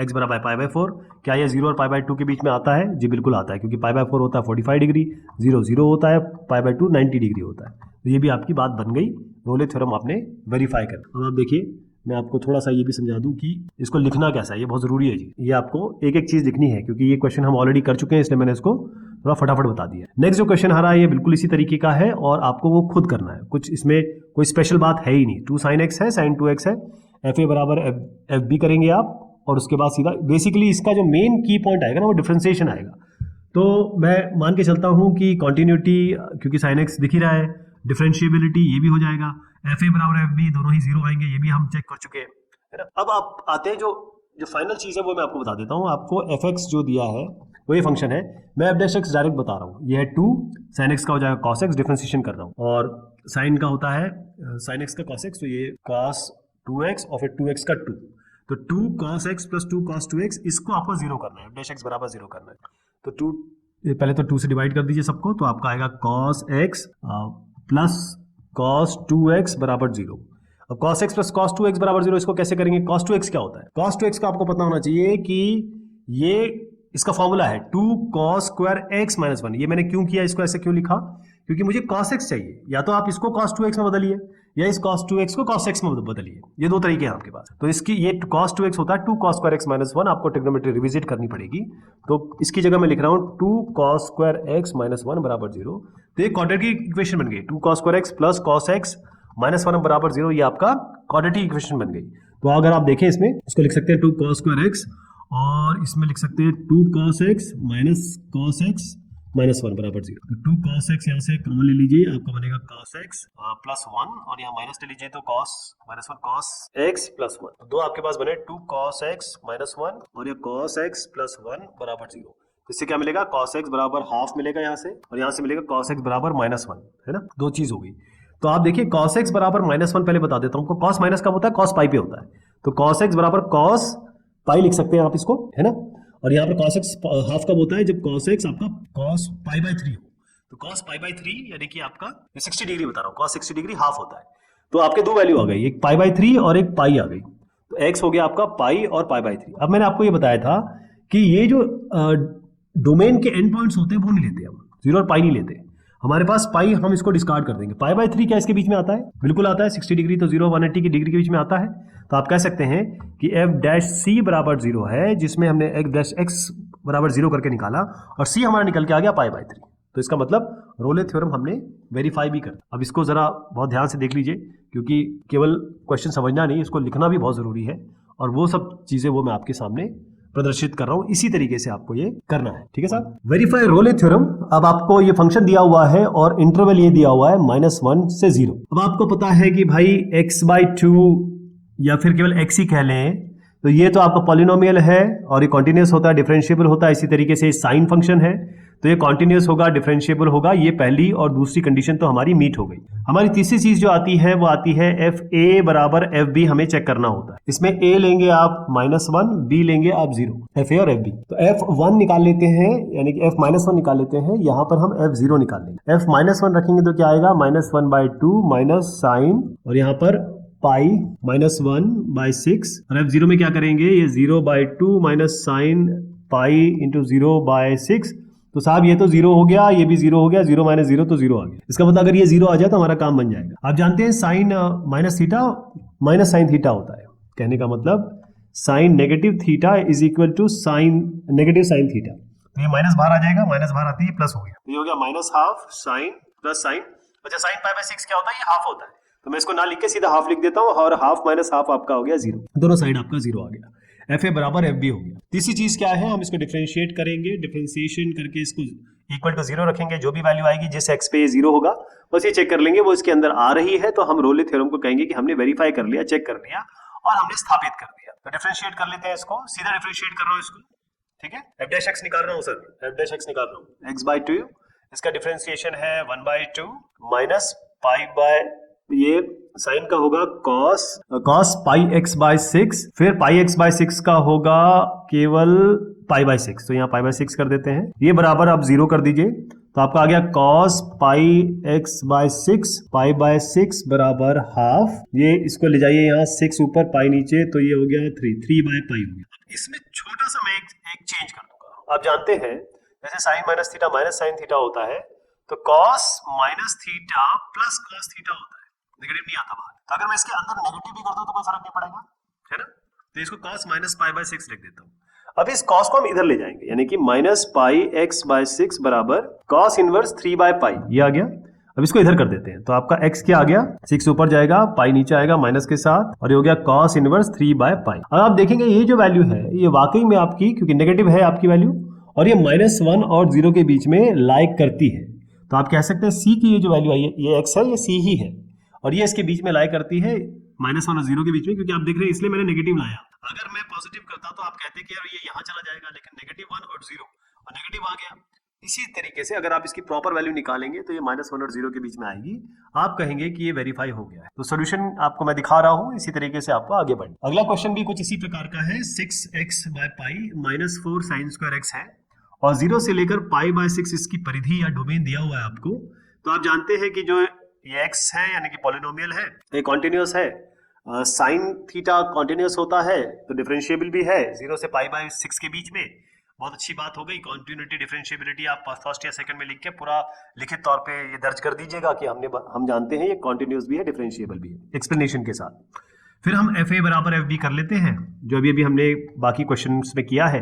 FA यानी कि हम इसमें 0 डालेंगे तो ये हो जाएगा 6 × 0/पाई -4 × sin² 0 और अब हम π/6 रखेंगे यानी कि 6 × π/6 और ये पाई -4 sin² π/6। अब आप देखिए ये तो कैंसिल हो गया, 6 कैंसिल हो गया, 1 आ गया यहाँ पे -4। अब आप जानते हैं साइन ये क्या होता है, साइन 30 डिग्री। साइन 30 डिग्री है आपका हाफ का स्क्वायर क्या हो गया 1/4। तो यहाँ पर 1/4 कर दीजिए, ये 1 - 1 हो गया यानी कि ये भी 0 आ गया, ये भी 0 ये भी 0। तो इसका मतलब ये FA है या F0 है, ये आपका FB है या फिर कहें F π/6 है और दोनों ही आपके 0 आ गए। तो आप बता देंगे कि FA बराबर हमारा FB एस्टैब्लिश हो गया है। नेक्स्ट वाला होगा, हम इसका डिफरेंशिएशन करेंगे, इक्वल टू 0 रखेंगे। तो डायरेक्ट मैं इसका डिफरेंशिएशन कर रहा हूं। डिफरेंशिएशन कैसे होगा साहब, 6x/पाई का सीधा केवल 6/पाई होगा -4 sin² x का क्या होगा 2 sin x। ठीक है, ये इसको आप x की पावर n की तरह मानिए, n x to the power n - 1 यानी कि आपका 4 आगे था, 2 आगे आ गया, sin x बना। अब sin x का भी होगा तो sin x का हो जाएगा cos x, ये बराबर 0 करना है आपको। तो आपको क्या बना, ये 8 है, 8 sin x cos x बराबर, इसको इधर ले जाइए 6/पाई हो गया। अब आपको क्या मिला, ये 8 को अगर इधर ले आए हम किसी इधर पे तो आपका ये बना 3/4, 3/4 पाई आया जी, ऐसा बन रहा है आपका। ये 6/पाई हम इधर ले गए, 8 है और इधर ले जाएंगे साइन ना ऐसे एक काम करते हैं, इसको ये नहीं करते, 4 ले जाते हैं केवल इधर, ये ना करके मैं आपको बताता हूँ क्यों मैं 4 ले जा रहा हूँ केवल। तो ये आपका होगा ये जो 4 है जाएगा क्योंकि 2 sin x cos x आपका sin 2x होता है। ठीक है, 2 sin x cos x आपका sin 2x होता है, इसी को मैंने यहाँ यूज किया। इसको पूरा ले लेंगे, इस 4 और 6, इस 6/पाई तो यहाँ चला ही गया और 4 को ले जाएंगे आप तो 4 नीचे रहेगा, तो आपका ये हो गया 3/2 पाई। तो ये बराबर बना 3/2 पाई। अब जैसे अभी आपको मैंने समझाया था, इस साइन को इधर ले जाइए तो 2x बराबर हो गया साइन इनवर्स 3/2 पाई और अब 2 इधर जाएगा तो 1/2 हो गया, x बराबर हाफ साइन इनवर्स 3/2 पाई। अब सबसे बड़ी बात यह है कि ये जो वैल्यू है ये वाकई में ये किसके बीच में आती है, 0 और π/6 के बीच में, यानी कि 0 और 30 डिग्री के बीच में। इसको निकाल के देख लीजिए आप। इसके लिए आपको थोड़ा टेबल पे जाना पड़ेगा इसके साइन कॉस के, तब आप ये समझ जाएंगे। यहाँ तक आप 0 से π/6 में कह रहे हैं, इसलिए रोले थ्योरम ये है वेरीफाइड। करना कैसे है, इसको लिखना कैसे है वो भी आपको दिखा देता हूं मैं। ये पूरा प्रोसेस है, ये आपको फॉलो करना है। ठीक है जी, क्योंकि जैसे मैंने कहा कि आना अच्छी बात है, लेकिन दूसरे को ये बताना कि मुझे आता है, ये ही आपको सक्सेस दिलाएगा। नेक्स्ट है आपका 4 sin x और ये 0 और पाई के बीच में आपको करना है। पहली चीज ये क्या है, ये a⁻x फॉर्म है या इसको आप ऐसे मान लीजिए, ये p/px/qx फॉर्म है ना। तो इसमें px कांस्टेंट फंक्शन है, qx आपका sin x फंक्शन है। कांस्टेंट की तो कोई बात ही नहीं, केवल आप sin x के बारे में बात कर लो कि भाई एक तो एक्सपोनेंशियल फंक्शन है ये और दूसरा आपका साइन फंक्शन है। साइन फंक्शन और एक्सपोनेंशियल फंक्शन दोनों ही कॉन्टिन्यूअस भी होते हैं, डिफरेंशिएबल भी होते हैं। और किस डोमेन में बताना है, 0 से पाई में। तो f कॉन्टिन्यूटी डिफरेंशिएबिलिटी तो एस्टैब्लिश हो गई। आपको FA यानी कि FA क्या है यहाँ पर 0 और FB कितना है पाई, इस पे चेक कर लेंगे। तो 4 की पावर साइन 0 ये हो गया 4 की पावर साइन पाई। साइन 0 होता है 0, साइन पाई होता है आपका 0। तो 4 की पावर 0, किसी की भी पावर 0 जो होती है वो 1 होती है। दोनों आपके 1 आ गए, ये भी 1 है ये भी 1 है। तो आप कह सकते हैं कि भाई FA बराबर FB हमारा मिल गया। तीसरी चीज जो आएगी वो आपका क्या आएगी, थर्ड थिंग, वो आपको डिफरेंशिएशन करके बराबर 0 कर देना है। जो भी वैल्यू आएगी अगर वो इस दरमियान आती है 0 और पाई के बीच में, तो आप कहेंगे कि बहुत शानदार और हमने C निकाल लिया है और रोले थ्योरम को हमने वेरीफाई भी कर दिया। तो डिफरेंशिएशन करते हैं इसका, यानी कि fx आपके पास 4 की पावर sin x है, आप f' निकालेंगे। a की पावर x का क्या होता है, a की पावर x का, a की पावर x आपको याद होगा, a की पावर x का क्या होता है, a की पावर x log a। ठीक है, तो 4 a की पावर x ही होता है, यानी कि 4 की पावर sin x और ये a है, ये a की पावर x है ना, तो log a बेस e है, log a 4। लेकिन अब यहाँ तक तो a की पावर x का, वो अब sin x का भी तो करना पड़ेगा। तो sin x का हो जाएगा आपका cos x। ठीक है, इसको कर देते हैं 0 यहीं पे। तो आप देखिए log 4 0 हो सकता है? कतई नहीं हो सकता है। a की पावर x 4 है इसके ऊपर, ये तो बिल्कुल 0 हो ही नहीं सकता। तो cos x 0 हो सकता है बस। cos x 0 कब होगा? जब x बराबर π/2 होगा, 90 डिग्री होगा। क्या है π/2 इस 0 और पाई के बीच में लाई करता है? बिल्कुल लाई करता है। ये 0 है, ये 180 डिग्री है और π/2 आपका 90 डिग्री है। बढ़िया, रोले थ्योरम आपका वेरीफाई हो। तो इसको भी मैं दिखा देता हूं कि स्टेप बाय स्टेप आप करेंगे कैसे और लिखना कैसे है, क्योंकि ये देखिए शुरुआत में जब क्वेश्चन होते हैं तो मैं एक एक चीज लिखता हूं, बताता हूं, लेकिन अब जब हम आगे एक ही तरीके के क्वेश्चन क्योंकि इसमें रिपीटेड क्वेश्चंस है, मेनली ये आपकी प्रैक्टिस करवा रहे हैं कि एक ही क्वेश्चन अलग अलग तरीके के सिमिलर 100 बार कर लीजिए तो आपके दिमाग में बैठ जाएगा। अब हमारे साथ क्या है कि हम हर चीज नहीं लिख पाएंगे, तो डिफरेंशिएबल कॉन्टिन्यूस ये आपको खुद लिखना है। एफ ए बराबर एफ बी ये आपको खुद ही बताना है, और हम आगे का जो पोर्शन होता है जैसे जब सी निकालना होता है वो यहाँ पर मैं करके दिखाता हूँ, क्योंकि वही मैथमेटिक्स है, बाकी में तो आपको केवल चीजें लिखनी है ना। नेक्स्ट वाला है वेरीफाई, आपको करना है यहाँ पर। इसमें तो मुझे लगता है कि बहुत ही इजी और बहुत ही सेल्फ एक्सप्लेनेटरी क्वेश्चन है। बता देता हूँ आपको कि ये आपका एक एक्सपोनेंट ये सिंपल क्वाड्रेटिक इक्वेशन है, यानी कि पॉलिनोमियल है, तो बहुत बढ़िया। इसको आप सीधा कॉन्टिन्यूअस और डिफरेंशिएबल कह दीजिए। ये आप मैंने चेक कर दिया, कॉन्टिन्यूएबल हो गया, कॉन्टिन्यूटी डिफरेंशिएबिलिटी एस्टैब्लिश हो गई। एफ ए बराबर एफ बी करना है तो F1 कर लीजिए, F4 कर लीजिए, 1 डालिए, 1 स्क्वायर माइनस 5 इंटू 1 प्लस 4 डालिए। वैसे इसके रूट ही यही है, अगर आप देखेंगे। मैं इसका एक छोटी सी चीज थोड़ा अलग बता रहा हूँ आपको। X square minus x minus 4x plus 4, मैंने इसके रूट ये बना दिए। X minus 1 minus 4x minus 1 तो बराबर 0। ये क्या बना?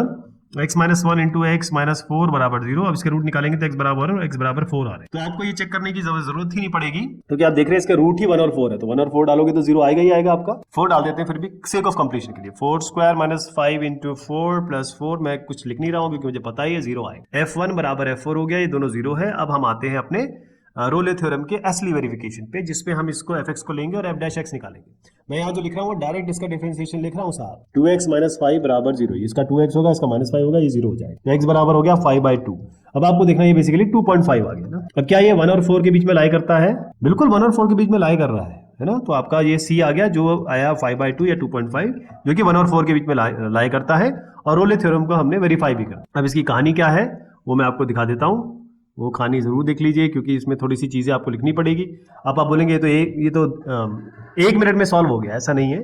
जब हम इसको लिखने चलते हैं तो हमको कम से कम 3 या 4 मिनट या 5 मिनट लग जाते हैं ये सब बताने, वो आपको जरूर जानना है। नेक्स्ट है sine raise 4x plus cos raise 4x, ये 0 और π/2 के बीच में बताना है। तो कॉन्टिन्यूटी डिफरेंशिएबिलिटी के बारे में तो कोई शंका नहीं है, ये साइन है कॉस है। दोनों साइन और कॉस कॉन्टिन्यूअस भी होते हैं और डिफरेंशिएबल भी होते हैं हर जगह पे। कॉन्टिन्यूटी डिफरेंशिएबिलिटी दोनों मैंने आपको बता दी। F0 और F π/2 पे चेक कर लेते हैं। FB तो FA हो गया आपका 0, FB हो गया आपका π/2। 0 डालते हैं, साइन 0 प्लस कॉस 0, यहाँ डालेंगे साइन π/2 की पावर 4 प्लस कॉस π/2 की पावर 4, ये 4 यहाँ आएगा। तो साइन 0 तो 0 होता है और कॉस 0 1 होता है।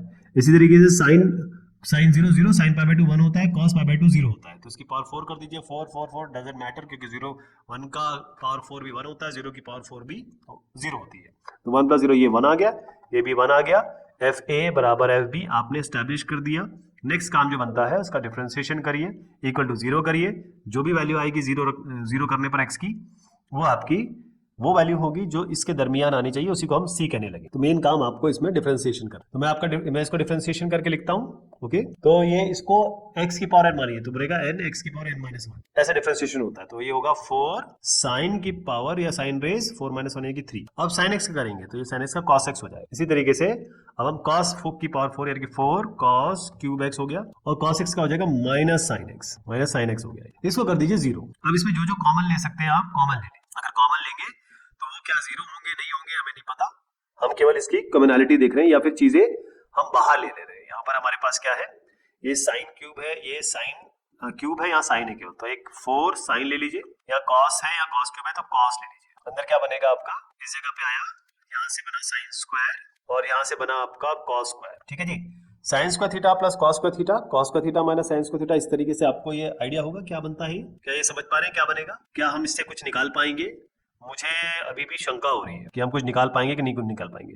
तो पहले तो आप देख लीजिए 4 कॉमन इसमें ले लिया हमने, ये 4 तो कभी जीरो नहीं होता, तो इसको भूल जाइए, इसको आप भूल जाइए। लेकिन ये जो है इसके लिए हमें थोड़ी सी जुगत लगानी होगी। जुगत लगाएंगे कैसे कि हमको दिख रहा है यहाँ कॉस साइन है और कॉस है, साइन और कॉस। तो अगर हम दोनों side sine x cos x से डिवाइड करते तो क्या होगा, देखिए एक बार, साइन एक्स कॉस एक्स, यहाँ भी साइन एक्स कॉस एक्स आएगा, तो एक साइन स्क्वायर बचा, यहाँ पर कॉस तो चला गया, और यहाँ पर क्या बचा हमारा, एक साइन कॉस, एक साइन चला गया, एक कॉस, तो ये sine square minus cos square आ गया आपका, sine square minus cos square. तो sine square minus cos square, अब इधर पे आइए आप, यहाँ पर बराबर जीरो चल ही रहा है। हम क्या करेंगे इसमें, देखिए इसमें दोनों साइड आप अब कॉस स्क्वायर है तो कॉस स्क्वायर से डिवाइड कर दी, यहाँ भी कॉस स्क्वायर से डिवाइड कर दी, तो बनेगा ये tan स्क्वायर माइनस ये बनेगा 1 बराबर 0। तो ये बेसिकली क्या हुआ कि tan स्क्वायर माइनस 1 को क्या कह सकते हो आप, tan स्क्वायर माइनस 1, ये आपका tan स्क्वायर x बराबर 1 हो गया, आप है ना।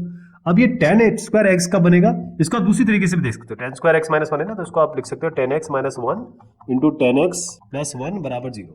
देखिए tan x बराबर 1 आएगा इससे, और tan x बराबर माइनस 1 आएगा।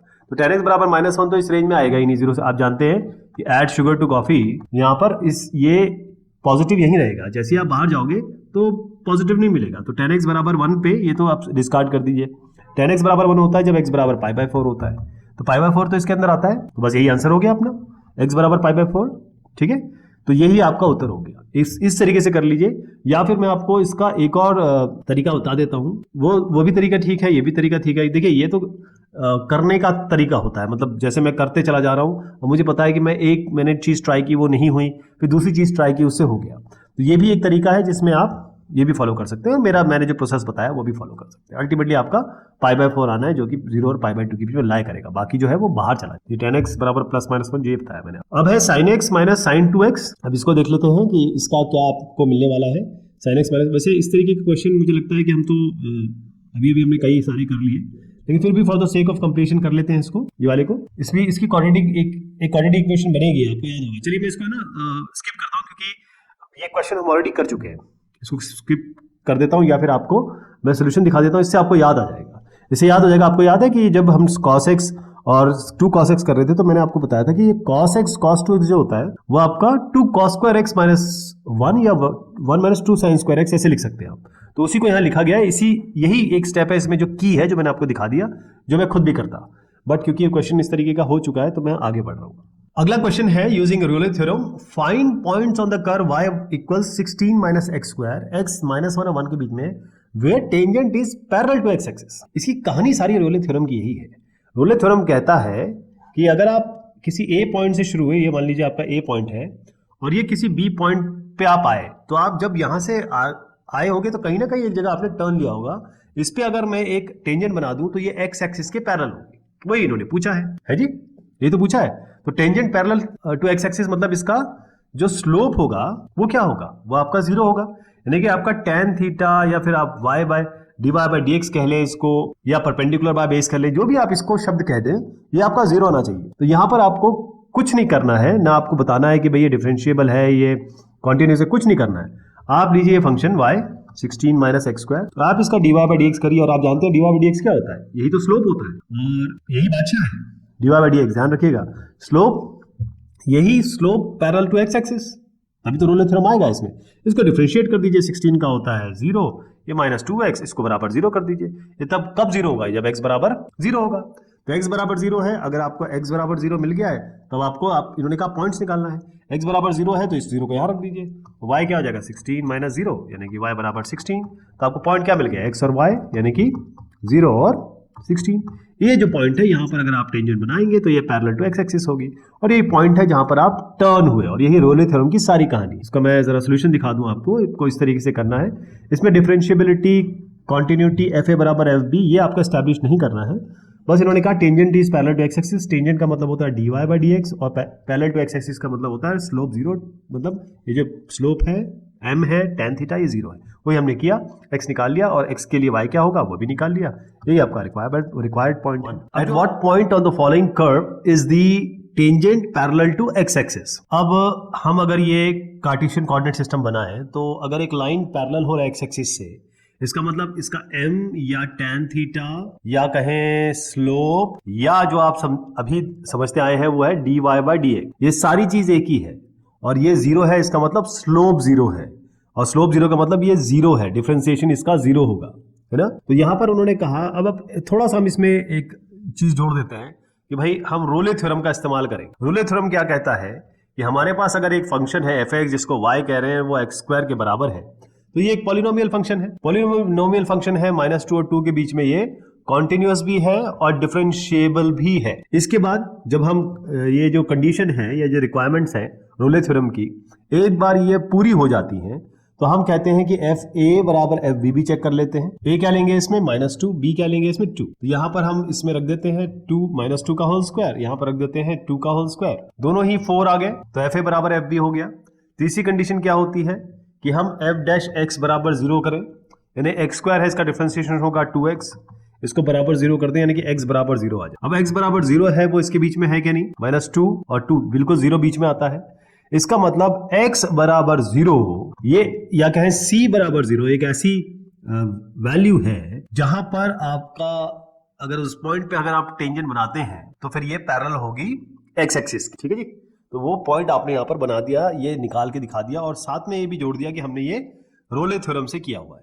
इतना ही इसका उत्तर है या कहें इसका सोल्यूशन है। तो आप लोग जरा देख लीजिए कि जो मैंने बताया है उसको लिखना भी है तो वो इस तरीके से हो। यहाँ पर भी यही बात है, e की power a raise 1 minus x square है और e raise 1 minus x square का मतलब ये है कि पहली चीज तो ये तो एक्सपोनेंशियल फंक्शन है। एक्सपोनेंशियल फंक्शन है, हम फंक्शन क्या है f(x) बराबर 1 माइनस एक्स स्क्वायर, लेकिन ये e के ऊपर है तो इसीलिए इसको हम एक्सपोनेंशियल फंक्शन कह रहे हैं। ये आपका कॉन्टिन्यूस भी है, ये डेरिवेबल भी है इस डोमेन में। और फिर आप कहेंगे जब कॉन्टिन्यूस डिफरेंशिएबल है तो f1 और f-1 ये दोनों निकाल के दिखाइए और दोनों अगर बराबर आ जाते हैं तो आपकी सारी जो जरूरतें हैं रोले थ्योरम की वो पूर्ण हो जाएगी यानी कि कंप्लीट हो जाएंगी। -1 रख लेते हैं, e रेज 1 माइनस -1 का होल स्क्वायर, ये हो गया e रेज 1 माइनस 1 का होल स्क्वायर, e1 माइनस 1 ये है e1 माइनस 1 यानी कि e0 e रेज 0 दोनों ही आपके 1 है। जब ये दोनों ही 1 हो गए आपके तो आपने कहा कि भाई हमारी दोनों वैल्यूज तो सेम आ रही है, तो आप इसका डिफरेंशिएशन कर दीजिए, इक्वल टू 0 कर दीजिए, जो वैल्यू आएगी वही आपकी c हो जाएगी और वो इसके बीच में लाई करना होगा। अब ध्यान रखिएगा e की एक प्रॉपर वैल्यू होती है जो इसके बीच में आएगी या नहीं आएगी अभी हम देखते हैं। पहले डिफरेंशिएशन कर लेते हैं इसका, तो इसका डिफरेंशिएशन क्या होगा, ये fx है ना, इसका डिफरेंशिएशन कर रहा हूं मैं, तो e की पावर का तो e की पावर ही होता है, मतलब e1 माइनस एक्स स्क्वायर होगा, फिर 1 माइनस एक्स स्क्वायर का डिफरेंशिएशन होगा 1 का 0 2x, तो ये -2x होगा, तो -2x यहाँ लिख देते हैं। अब ये fx को ही हम बराबर 0 करते हैं, इसी को बराबर 0 करते हैं, उसको बराबर 0 करते हैं हम। इसका मतलब देखिए जब हम इसको 0 करते हैं तो ये e रेज जो चीज है वो तो 0 नहीं होगी नहीं होगी, क्योंकि मैंने कहा ये एक प्रॉपर वैल्यू है, इसकी एक नंबर वैल्यू आती है। -2 0 नहीं हो सकता, इसका मतलब केवल x बराबर 0 ही एक आपके पास ऑप्शन है, ये वाला जो x बराबर 0 है यही आपके पास ऑप्शन है। और x बराबर 0 आपने कह दिया यानी कि c बराबर 0 है, और c बराबर 0 क्या -1 और 1 के बीच में आता है, बिल्कुल आता है। तो इसका मतलब ये है कि अगर हम ज्योमेट्रिकली भी इसको देखें तो जो पॉइंट है जहां पर पैरेलल होगी आपके टेंजेंट, बेसिकली इन्होंने तो टेंजेंट पैरेलल कहा है ना x एक्सिस के, वो तभी होगा जब x इक्वल्स टू 0 या जो वैल्यूज इसके बीच में आनी है c बराबर 0, यानी कोई दो पॉइंट्स है और कहीं जहां पर ये टर्न होती है और यहां पर अगर हम टेंजेंट बना दें तो ये x एक्सिस के पैरेलल होगी। इसी के बारे में ये कहानी है। इसको करना कैसे है वो जरूर एक बार देख लीजिए आप लोग, ये पूरा तरीका है और इस तरीके से आपको सारी चीजें पेन डाउन करनी है या लिखनी है। नेक्स्ट वाला है इसमें, at what point on the following curve is the tangent parallel to x axis. बिल्कुल सेम वही है, इसको लीजिए और आप बता दीजिए कि भाई ये तो क्योंकि ये हमें पॉलिनोमियल लग ही रहा है, इसको मल्टीप्लाई करेंगे तो क्या आएगा 12। पहले इसको मल्टीप्लाई कर लेते हैं, x square minus 2x plus x और -2, तो x square minus x minus 2, इसको 12 से मल्टीप्लाई कर लीजिए तो आपका आएगा 12x square minus 12x minus 24, ये आपका आ गया। ये बेसिकली fx यही है, ये मल्टीप्लाई करके लिखा है मैंने। अब आप देख लीजिए ये तो क्योंकि ये एक पॉलिनोमियल फंक्शन है, पॉलिनोमियल फंक्शन कॉन्टिन्यूस भी होता है, डिफरेंशिएबल भी होता है इस -1 और 2 में, तो कोई दिक्कत नहीं है। लेकिन fa और fb भी चेक कर लेते हैं, यानी a आपका हो गया -1, b आपका हो गया 2, रख के देख लीजिए 12 minus 1 whole square minus 12 into -1 minus 24, और यहाँ पर 2 रख दीजिए 12 into 2 square minus 12 into 2 minus 24, और दोनों ही आप देखेंगे कि ये 0 आएंगे, आप देख भी रहे हैं दोनों ही 0 आ गए। इसका मतलब रोले थ्योरम की जितनी भी जरूरत थी वो हमने पूरी कर दी। अब इसका डिफरेंशिएशन करके 0 कर दीजिए, बस इतना ही करना है आपको। डिफरेंशिएशन कर लेते हैं इसका। अब मैं इसका डिफरेंशिएशन कर रहा हूँ। 12 इंटू 2 24x माइनस 12 बराबर 0। तो x आ गया आपका 12/24, यानी कि आपका हाफ आ गया। ये x क्या है? यही c है। c हाफ है, इसके बीच में है कि नहीं? बिल्कुल इसके नीचे ही इसके बीच में ही आता है, f हाफ है ना। ये जो हाफ आया आप, अब अगर आप इसको देखें, ये आपकी किसकी वैल्यू होती है? x की वैल्यू है। तो y की वैल्यू निकालनी है तो क्या करेंगे? इसमें रख दीजिए, इस वाले में 12 इंटू, क्योंकि ये जो वैल्यू यहाँ पर रखेंगे इस वाले में रख देते हैं, x प्लस 1 ज्यादा आसान होगा। हाफ प्लस 1 और ये होगा हाफ माइनस 2। तो 12 इंटू 3/2 इंटू 2, ये हाफ माइनस 2 कैसे बनेगा? ये बनेगा 1 माइनस 2 टू 4/2, यानी कि माइनस 3/2 ऐसे बनेगा ये। तो ये 4 3 12, 3 3 9, 9 3 27, नेगेटिव 27 बन गया जी। तो आपकी जो वैल्यूज आई है, या फिर कहें कि ज्योमेट्रिक इंटरप्रिटेशन जब इसका हम करेंगे तो हम कहेंगे x माइनस हाफ है, सॉरी हाफ है, और y आपका माइनस 27 है, और ये जो दोनों पॉइंट है वहां पर टेंजेंट पैरेलल होगी x एक्सिस की। अब इसको करना कैसे है ये जरूर दिखा दूं मैं आपको। बिल्कुल जो मैंने आपको बोला है ना, और जो मैंने आपको शब्दों में बताया है वही आपको यहाँ पर लिखना है। तो रोले थ्योरम यहाँ पर वेरीफाई करके आप ये वैल्यूज बताएंगे जहां पर पैरेललिटी आ जाएगी। इफ f ये -5 to 5 एक रिलेशनशिप है यहां से यहां तक, ये डिफरेंशिएबल फंक्शन है, and if f dash x does not vanish anywhere then prove that, इसको प्रूव करना पड़ेगा आपको कि ये कंडीशन मीट होती है, ये चीज आएगी। तो पहली चीज तो ये है, क्योंकि आप यहां पर जो फंक्शन बता रहे हैं f कोलन -5 to 5, मतलब जो आप इसमें वैल्यू रखेंगे वो आपको मैप करेगी रियल नंबर्स पे। इसका फंक्शन का मतलब यही है ना। तो f जो है वो क्योंकि हर एक, ये इन्होंने कहा है डिफरेंशिएबल है, तो हमें कुछ करना ही नहीं है, इन्होंने खुद कह दिया डिफरेंशिएबल है। इसका मतलब ये एक फंक्शन कॉन्टिन्यूस भी है, डिफरेंशिएबल भी। डिफरेंशिएबल तभी होता है जब आपका कॉन्टिन्यूटी आती है, कॉन्टिन्यूस होता है ना। तो ये आप कह देंगे कि भाई ए में बता देंगे कि ये कॉन्टिन्यूस है, बी में बता देंगे कि ये डिफरेंशिएबल है। तो अब हम क्या करेंगे, इसमें मीन वैल्यू थ्योरम लगाएंगे, जो कि अभी तक हमने उसकी एक्सरसाइज की नहीं है, लेकिन मैं आपको बता देता हूं। ऐसे कंडीशन में हम ये कहते हैं कि जरूर एक c इस -5 और 5 के बीच में आता है, जहां पर हम जब f' करेंगे तो हमारे पास क्या आएगा? देखिए fa या fb minus fa by b minus a। तो fb क्या है इसमें और fa क्या है? देखिए b की जगह आपको रखना है ये a है, ये b है, a -5 है, b 5 है, तो fb यानी कि आपका हो गया 5, f5 माइनस f -5 कर रहे हैं हम, तो f5 माइनस f -5, और यहां पर आपका आएगा f' b माइनस a क्या आया आपका? देखिए b माइनस a आ गया, b ये है b 5 माइनस ऑफ -5, यानी कि 10 हो गया ये 10 into f' equals f5 minus f -5। अब ये भी देखा इस क्वेश्चन में हमने कि ये कह रहे हैं it is also given that f' does not vanish anywhere, कहीं पर भी f' यानी कि f' जो हमने लिया है वो नॉट इक्वल टू 0 है, मतलब कभी भी ये 0 नहीं होगा। इस क्वेश्चन में ये दिया हुआ है, तब f' बराबर 0 नहीं है, इसका मतलब ये है कि ये पूरा का पूरा 0 नहीं है, ये 0 नहीं है, 10 तो 0 हो ही नहीं सकता। इसका मतलब अगर ये 0 नहीं है तो ये तो इक्वेटेड है, तो ये भी 0 नहीं हो सकता। अब ये 0 नहीं हो सकता, इसका मतलब f5 माइनस f माइनस 5 कभी भी ये इक्वल टू 0 नहीं हो सकता। इसका मतलब f5 कभी भी इक्वल नहीं हो सकता f माइनस 5, है ना। तो आपको ये प्रूव करना था कि f माइनस 5 कभी भी इक्वल नहीं हो सकता f माइनस 5 के, ये इक्वालिटी है बेसिक, ये प्रूव करना था। और इस जो सिनेरियो उन्होंने दिया है, हमने MVT यूज करके ये यहाँ बता दिया। MVT अभी हमने नहीं देखा है, या फिर ये कहें कि मैंने समझा तो दिया है, उसके क्वेश्चन अभी हमने नहीं किए, लेकिन फिर भी ये जो क्वेश्चन है थोड़ा सा अलग है, इसलिए इसको बताना जरूरी था। और जो मैंने आपको समझाया वो मैंने यहाँ पर दर्ज भी किया हुआ है, इसको आप देख सकते हैं। अगला जो क्वेश्चन आ रहा है वो है examine if Rolle theorem is applicable to any one of the following functions. तो हम ये अलग अलग लेंगे। पहले ये आपका ध्यान रखिएगा, ये जो फंक्शन आप देख रहे हैं ये आप ऑलरेडी देख चुके हैं। क्या है ये आपका ग्रेटेस्ट इंटीजर फंक्शन है। इसमें इन्होंने दिया नहीं कि ये क्या है, ये आपको समझना है कि यहाँ पर जब आप स्क्वायर ब्रैकेट लगा देते हैं x के अंदर, तो ये आपका एक ग्रेटेस्ट इंटीजर वैल्यू फंक्शन है। और फिर यहाँ पर आप जैसे आगे बढ़ेंगे, पहले मैं ये वाला बता देता हूँ, है ना। कैन यू से something about the converse of role theorem for this function. Role theorem का कुछ उल्टा बता सकते हैं आप यहाँ पर। पहले तो बताना है रोले थ्योरम इनमें से किस पे एप्लीकेबल है, किस पे चल सकता है, उसके बाद दूसरी चीज ये बतानी है, कन्वर्स बताना है। तो आप देखिए f, पहली चीज तो ये है कि जब आप यहाँ आते हैं इसमें, तो रोले थ्योरम में हमारे पास कुछ कंडीशन होती है कि कॉन्टिन्यूस होना चाहिए, डिफरेंशिएबल होना है, fa बराबर fb होना चाहिए, तब आप कहेंगे c है। जो f' बराबर 0 जब करेंगे तो c आएगा आपका। तो यहाँ पर आप देखिए पहली चीज तो ये है कि fx बराबर ये जो ग्रेटेस्ट इंटीजर फंक्शन है, ये तो आपका कंटिन्यूस हो ही नहीं सकता। इसका मतलब ये है कि ये जो फंक्शन fx बराबर ग्रेटेस्ट इंटीजर वैल्यू फंक्शन है, ये हर एक इंटीग्रल पॉइंट पे ये कॉन्टिन्यूस होगा ही नहीं, क्योंकि ये स्टेप फंक्शन होता है, इस तरीके का होता है। तो कैसे करेंगे? पहली चीज तो ये है कि भाई ये कॉन्टिन्यूस नहीं है ना, तो ये कॉन्टिन्यूस नहीं है इंटीग्रल वैल्यू पे, तो ये 5 और 9 जो दिया हुआ है इन्होंने, जो यहाँ पर हमें डोमेन दिया ना 5 पे है ना 9 पे है, कॉन्टिन्यूस नहीं है ना, तो जब यहाँ नहीं है तो इस पूरे रेंज में, पूरे डोमेन में नहीं है। दूसरा आप कहें कि भाई मैं रेंज ये एंड पे निकाल लूं, F5 निकाल लूं और F9 निकाल लूं, क्योंकि मुझे क्या चाहिए, दूसरी कंडीशन क्या होती है आपके रोले थ्योरम की, कि मुझे FA और FB दोनों बराबर मिलने चाहिए।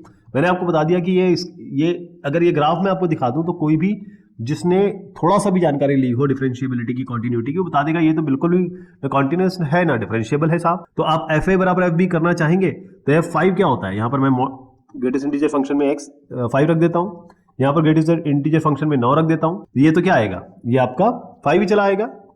इंटीजर वैल्यू डालोगे तो इंटीजर आएगा, अगर आप डेसिमल डालोगे तो ग्रेटेस्ट इंटीजर मतलब ग्रेटेस्ट इंटीजर आ जाएगा उसका। तो यहाँ पर जब हम 9 डालेंगे, ये ग्रेटेस्ट इंटीजर फंक्शन में 9 डालेंगे तो 9 आ जाएगा। तो ये तो बराबर है ही नहीं ना, 5 और 9 बराबर कहाँ होते हैं, F5 और F9 दोनों बराबर है ही नहीं। इसका मतलब ये है कि भाई आपने बता दिया जो कॉन्टिन्यूस नहीं तो डिफरेंशिएबल होगा ही नहीं, और आप 5 और 9 भी बराबर नहीं कर पा रहे, तो रोले थ्योरम तो इसमें अप्लाई होगा ही नहीं। ठीक है, रोले थ्योरम इज नॉट एप्लीकेबल। अगर आप थोड़ा सा और आगे बढ़ना चाहें तो आप लेफ्ट हैंड लिमिट और राइट हैंड लिमिट निकाल लीजिए। आप देखेंगे लेफ्ट हैंड लिमिट और राइट हैंड लिमिट भी ग्रेटेस्ट इंटीजर फंक्शन की नहीं आती, जो कि हम ऑलरेडी एक्सप्लेन कर चुके हैं, लेकिन फिर भी मैं थोड़ा सा आपको बता देता हूं, क्योंकि नेक्स्ट क्वेश्चन भी हमें ये करना पड़ेगा, तो मैं आपको यहां पर बता देता हूं। तो लेफ्ट हैंड लिमिट जैसे आप किसी n पे करना चाहें, x बराबर n पे करना चाहें, तो आप क्या करेंगे, limit h tends to 0 f n पे करना है, और left hand n plus h minus f n by h ये है। और दूसरा क्या है, लिमिट h टेंड्स टू 0, अब हम यहाँ पर आ रहे हैं राइट हैंड लिमिट पे, तो क्या होता है f, ये हो जाएगा n प्लस, ये एक बार n प्लस h, एक बार n माइनस h। ठीक है जी, आप देखिए जब हम लेफ्ट लिमिट पे जाते हैं, लेफ्ट हैंड लिमिट पे जाते हैं, तो n माइनस, ये आपका n है, लेफ्ट हैंड लिमिट में n माइनस h हो जाएगा या n प्लस h हो जाएगा। तो लेफ्ट हैंड लिमिट अगर आप ये मान रहे हो, ये इसको आप राइट हैंड लिमिट मान लो, चलो अब इसको लेफ्ट हैंड लिमिट मान लो, तो h n माइनस h, ये n प्लस h है, minus f n by h। ठीक, अब आप देखिए जैसे आप n प्लस h करेंगे, तो अगर ये n है तो नेक्स्ट इंटीजर क्या होगा इसका, ये n है, तो इसका जो नेक्स्ट इंटीजर होगा यहाँ का, वो तो n प्लस 1 होगा, यहाँ का आपका n माइनस 1 होगा। तो इस यहाँ पर क्या आएगा, इस वाले में, मैं पहले वाले में देख लेते हैं, इसमें क्या आएगा आपका n प्लस h, ये n ही आ जाएगा, क्योंकि n प्लस जब भी करेंगे ग्रेटेस्ट इंटीजर फंक्शन में ये n ही आता है, तो ये n हो गया। और यहाँ पर fn तो खैर n है ही, क्योंकि अगर आप ग्रेटेस्ट इंटीजर फंक्शन में n डालेंगे तो n ही आएगा, डिवाइडेड बाय आपका h है ये, तो ये n माइनस एन 0 हो गया, 0 बाय h यानी कि 0 आ गया। यहाँ पर क्या करेंगे, n माइनस h, अब आप इस तरफ चले गए, इस तरफ चले गए तो हमेशा लोअर वाला ही आता है ग्रेटेस्ट इंटीजर फंक्शन में, तो f n माइनस h में आपका n माइनस 1 आएगा। ठीक है जी, ये n माइनस 1 आएगा, और यहाँ पर आपका खैर n है, n माइनस 1 बाय ये h हो गया, तो ये कैंसिल हो गया, माइनस 1, ये n माइनस 1 और minus n minus 1 minus n में ये माइनस 1 बाय h आ गया। अब आप जरा देखिए, अगर h टेंड्स टू 0 इसमें लगा देंगे आप तो इनफाइनाइट हो जाएगा, मतलब ये अगर h 0 है, तो मैंने कहा था जब भी 0 से डिवीजन होगा तो ये आपका हमेशा इनफाइनाइट आएगा। तो यहाँ पर आपका एक जगह पे तो 0 आ रहा है, एक जगह पे आपका इनफाइनाइट आ रहा है, तो left hand limit right hand limit बराबर नहीं है, तो जब LHL RHL नहीं है तो आप कह सकते हैं कि कॉन्टिन्यूस है ही नहीं, जो कि मैंने आपको शब्दों पे शुरुआत में बता दिया था कि भैया तो कॉन्टिन्यूस है ही नहीं, ग्रेटेस्ट इंटीजर फंक्शन होता ही है, हम ऑलरेडी कर चुके हैं, ये आपको प्रूव करके भी दिखा दिया मैंने, इसकी जरूरत है नहीं, क्योंकि इसके अगर आप लिख दें कॉन्टिन्यूस केवल नहीं है तो अब आगे बात बढ़ेगी नहीं बढ़ेगी, तो आप रोले थ्योरम पहले ही अप्लाई नहीं कर सकते। ये केवल आपको समझाने के लिए इतनी सारी चीज आप शुरुआत से ही क्लियर कर दीजिए कि भैया इसको इसमें अप्लाई हम कर ही नहीं सकते, तो ये इस तरीके से आपको लिखना है। और मैं आपको बता देता हूँ करना क्या है इसमें, आपको जो मैंने बताया कि पहले आप बताइए रोले थ्योरम में ये होता है, हम 5 और 9 पे चेक करेंगे, क्योंकि ये ग्रेटेस्ट इंटीजर फंक्शन है, 5 और 9 दोनों 5 और 9 वैल्यू देंगे, left hand limit right hand limit निकाल के आप ये भी प्रूव कर दीजिए कि भाई ये कॉन्टिन्यूस नहीं है, कॉन्टिन्यूस नहीं है तो डिफरेंशिएबल हो ही नहीं सकता, तो कॉन्टिन्यूस है ना डिफरेंशिएबल है ना FA बराबर FB है, तो आप तो रोले थ्योरम अप्लाई कर ही नहीं सकते। अब हम आ रहे हैं इस पे, ये f -2 और 2 पे, तो क्या हमको यहाँ पर कोई वैल्यू मिलेगी, आप यहाँ पर देखेंगे कि रोले थ्योरम यहाँ पर भी एप्लीकेबल नहीं है, क्यों, क्योंकि सारी कंडीशन वही है, मैं आपको, क्योंकि ये क्वेश्चन उसी तरीके का है। पहली चीज तो ये है कि आप जब -2 वैल्यू रखेंगे और जब 2 रखेंगे, ठीक है जी, तो -2 पे आपको -2 मिलेगा, 2 पे आपको 2 मिलेगा, तो FA बराबर FB तो नहीं दिख रहा आपको, क्योंकि ये ग्रेटेस्ट इंटीजर फंक्शन है, जैसे मैंने कहा है स्टेप फंक्शन होता है, ना कॉन्टिन्यूस है ना डिफरेंशिएबल है। अब ये भी बोल सकते हैं, या थोड़ा सा और आगे बढ़ना चाहे तो लेफ्ट हैंड लिमिट और राइट हैंड लिमिट निकाल लीजिए, left hand limit right hand limit निकाल के आप बताएंगे कि भाई ये तो लेफ्ट LHL RHL तो सही आ रहा है, दोनों बराबर आ रहा है, मतलब कॉन्टिन्यूटी इसमें दिख रही है, लेकिन डिफरेंशिएबिलिटी नहीं दिख रही है, डिफरेंशिएबल नहीं है, कॉन्टिन्यूस हो सकता है पर डिफरेंशिएबिलिटी नहीं है।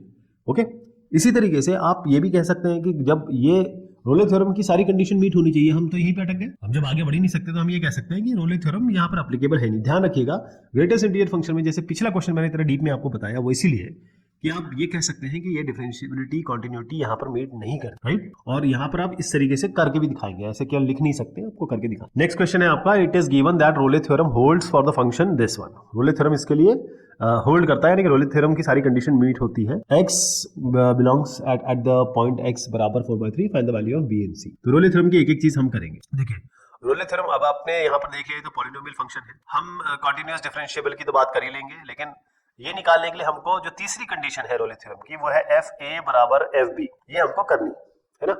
अब प्रॉब्लम ये है कि ना हमें a पता है ना हमें b पता है, fa और fb क्या हमें पता है ये। अच्छा, इसमें एक चीज थोड़ा सा क्वेश्चन में एक चीज मिस हो गई है ना, x बिलोंग्स टू 1 and 2, ये इन्होंने कहा है, ये क्योंकि इसके बगैर हम कैसे करेंगे। तो a की जगह हम 1 डालेंगे, b की जगह 2 डालेंगे, fa बराबर fb करेंगे। यहाँ पर 1 डाल लेते हैं, 1 cube plus b into 1 square plus c into 1, और ये बराबर कर देंगे इससे 2 से, यहाँ पर 2 रख रहे हैं हम, fb 2 cube plus b into 2 square plus c into 2, इसको करा लेते हैं। तो 1 प्लस b प्लस c बराबर ये हो गया 8 plus 2 to the 4 4b plus 2c। अब सबको एक जगह कर लीजिए, एक इक्वेशन बना दीजिए, इससे इधर ले आइए। तो 8 plus 4b plus 2c minus 1 minus b minus c बराबर, तो ये हो गया आपका 4b माइनस b हो गया 3b, 2c माइनस c हो गया c, और 8 माइनस 1 हो गया आपका 7। अब इन्होंने ये कहा है कि f' c 4/3 पे 0 हो गया होगा, इन्होंने कहा कि ये चीज है। हम क्या करते थे रोले थ्योरम में, हम f' बराबर 0 निकालते थे। इन्होंने कह दिया कि भाई ये जो आप x है ना, ये 4/3 है, यानी कि f' 4/3 बराबर 0, तो इसका डिफरेंशिएशन करेंगे और बराबर 0 रखेंगे जब 4/3 होगा। इसका डिफरेंशिएशन कर लेते हैं। इसका डिफरेंशिएशन क्या होगा, x क्यूब का होगा 3x स्क्वायर प्लस 2 इंटू ये 3x स्क्वायर हो गया, ये 2bx हो गया, प्लस इसका डिफरेंशिएशन हो गया c, और बराबर 0, लेकिन ये तब 0 होगा जब x की जगह 4/3 रखेंगे। तो 4/3 square plus 2 into b into 4/3 plus c बराबर 0, है ना। ये आपका आ गया। इसमें क्या बन रहा है, 4 4 16/3 स्क्वायर, तो एक 3 कट जाएगा इससे, तो 16/3 हो गया ये, 4 2 8 8b/3 हो गया प्लस c बराबर 0। अब सबको 3 से मल्टीप्लाई कर दीजिए, तो 16 प्लस 8b प्लस c बराबर 3c बराबर 0। तो दो इक्वेशन आपके पास आ गई, 8b प्लस 3c बराबर 0, यानी कि 8b प्लस 3c प्लस 16 बराबर 0, एक ये कंडीशन आ गई। दूसरी आपके पास जो है वही वाली है, 3b प्लस c प्लस 7 बराबर 0। अब इसको हम सॉल्व कर लेंगे, ए और बी इसके लिए आराम से सॉल्व कर सकते हैं आप, है ना, इसमें कोई दिक्कत तो नहीं है। इस पूरे को 3 से मल्टीप्लाई कर दीजिए आप, 3 3 9b और ये 3c और 7 3 21। अब इसको सब्ट्रैक्ट कर दीजिए, तो 8 ये इसको इससे सब्ट्रैक्ट कर रहा हूँ, तो 9b माइनस 8b हो गया आपका b, ये आपका हो गया 0, 27 माइनस 16, तो 4 और 7, तो 4 और 7 आपका क्या बन रहा है, b यहाँ पर क्या निकल के आ रहा है 4, क्योंकि यहाँ पर हमने किया, ये क्या था अपना 7 से 21 माइनस 16 बनता है आपका बनेगा 4 5, और ये माइनस में आएगा, नहीं प्लस में भी बनाओ -5, मैंने इसको इससे माइनस किया, ध्यान रखिएगा, है ना। तो -27 हुआ ये, तो b बराबर -5 आ गया आपका। अब ये वाली कंडीशन आ गई। अब इसमें ये किसी भी एक इसमें डाल के निकाल लीजिए, 3 इंटू -5 प्लस c प्लस 7 बराबर 0, तो ये -15 प्लस c प्लस 7 बराबर 0, c हो जाएगा 15 माइनस 7, तो c हो गया आपका 15 माइनस 7 कितना होता है, ये 8, तो b आपका -5 आ गया है, c बराबर 8 आ गया। ऐसे करना है, क्लियर हो गया ना। इसमें रोले थ्योरम को अप्लाई करना है, तो मैं आपको दिखा देता हूँ कि आपको ये प्रोसेस अप्लाई करना है, मैंने बताया। तो ये बात हुई आपके चैप्टर 15 की जो पहली एक्सरसाइज है। अभी आगे एक्सरसाइज और बाकी है, उनको करेंगे। तब तक के लिए शुक्रिया, मेहरबानी आप सभी।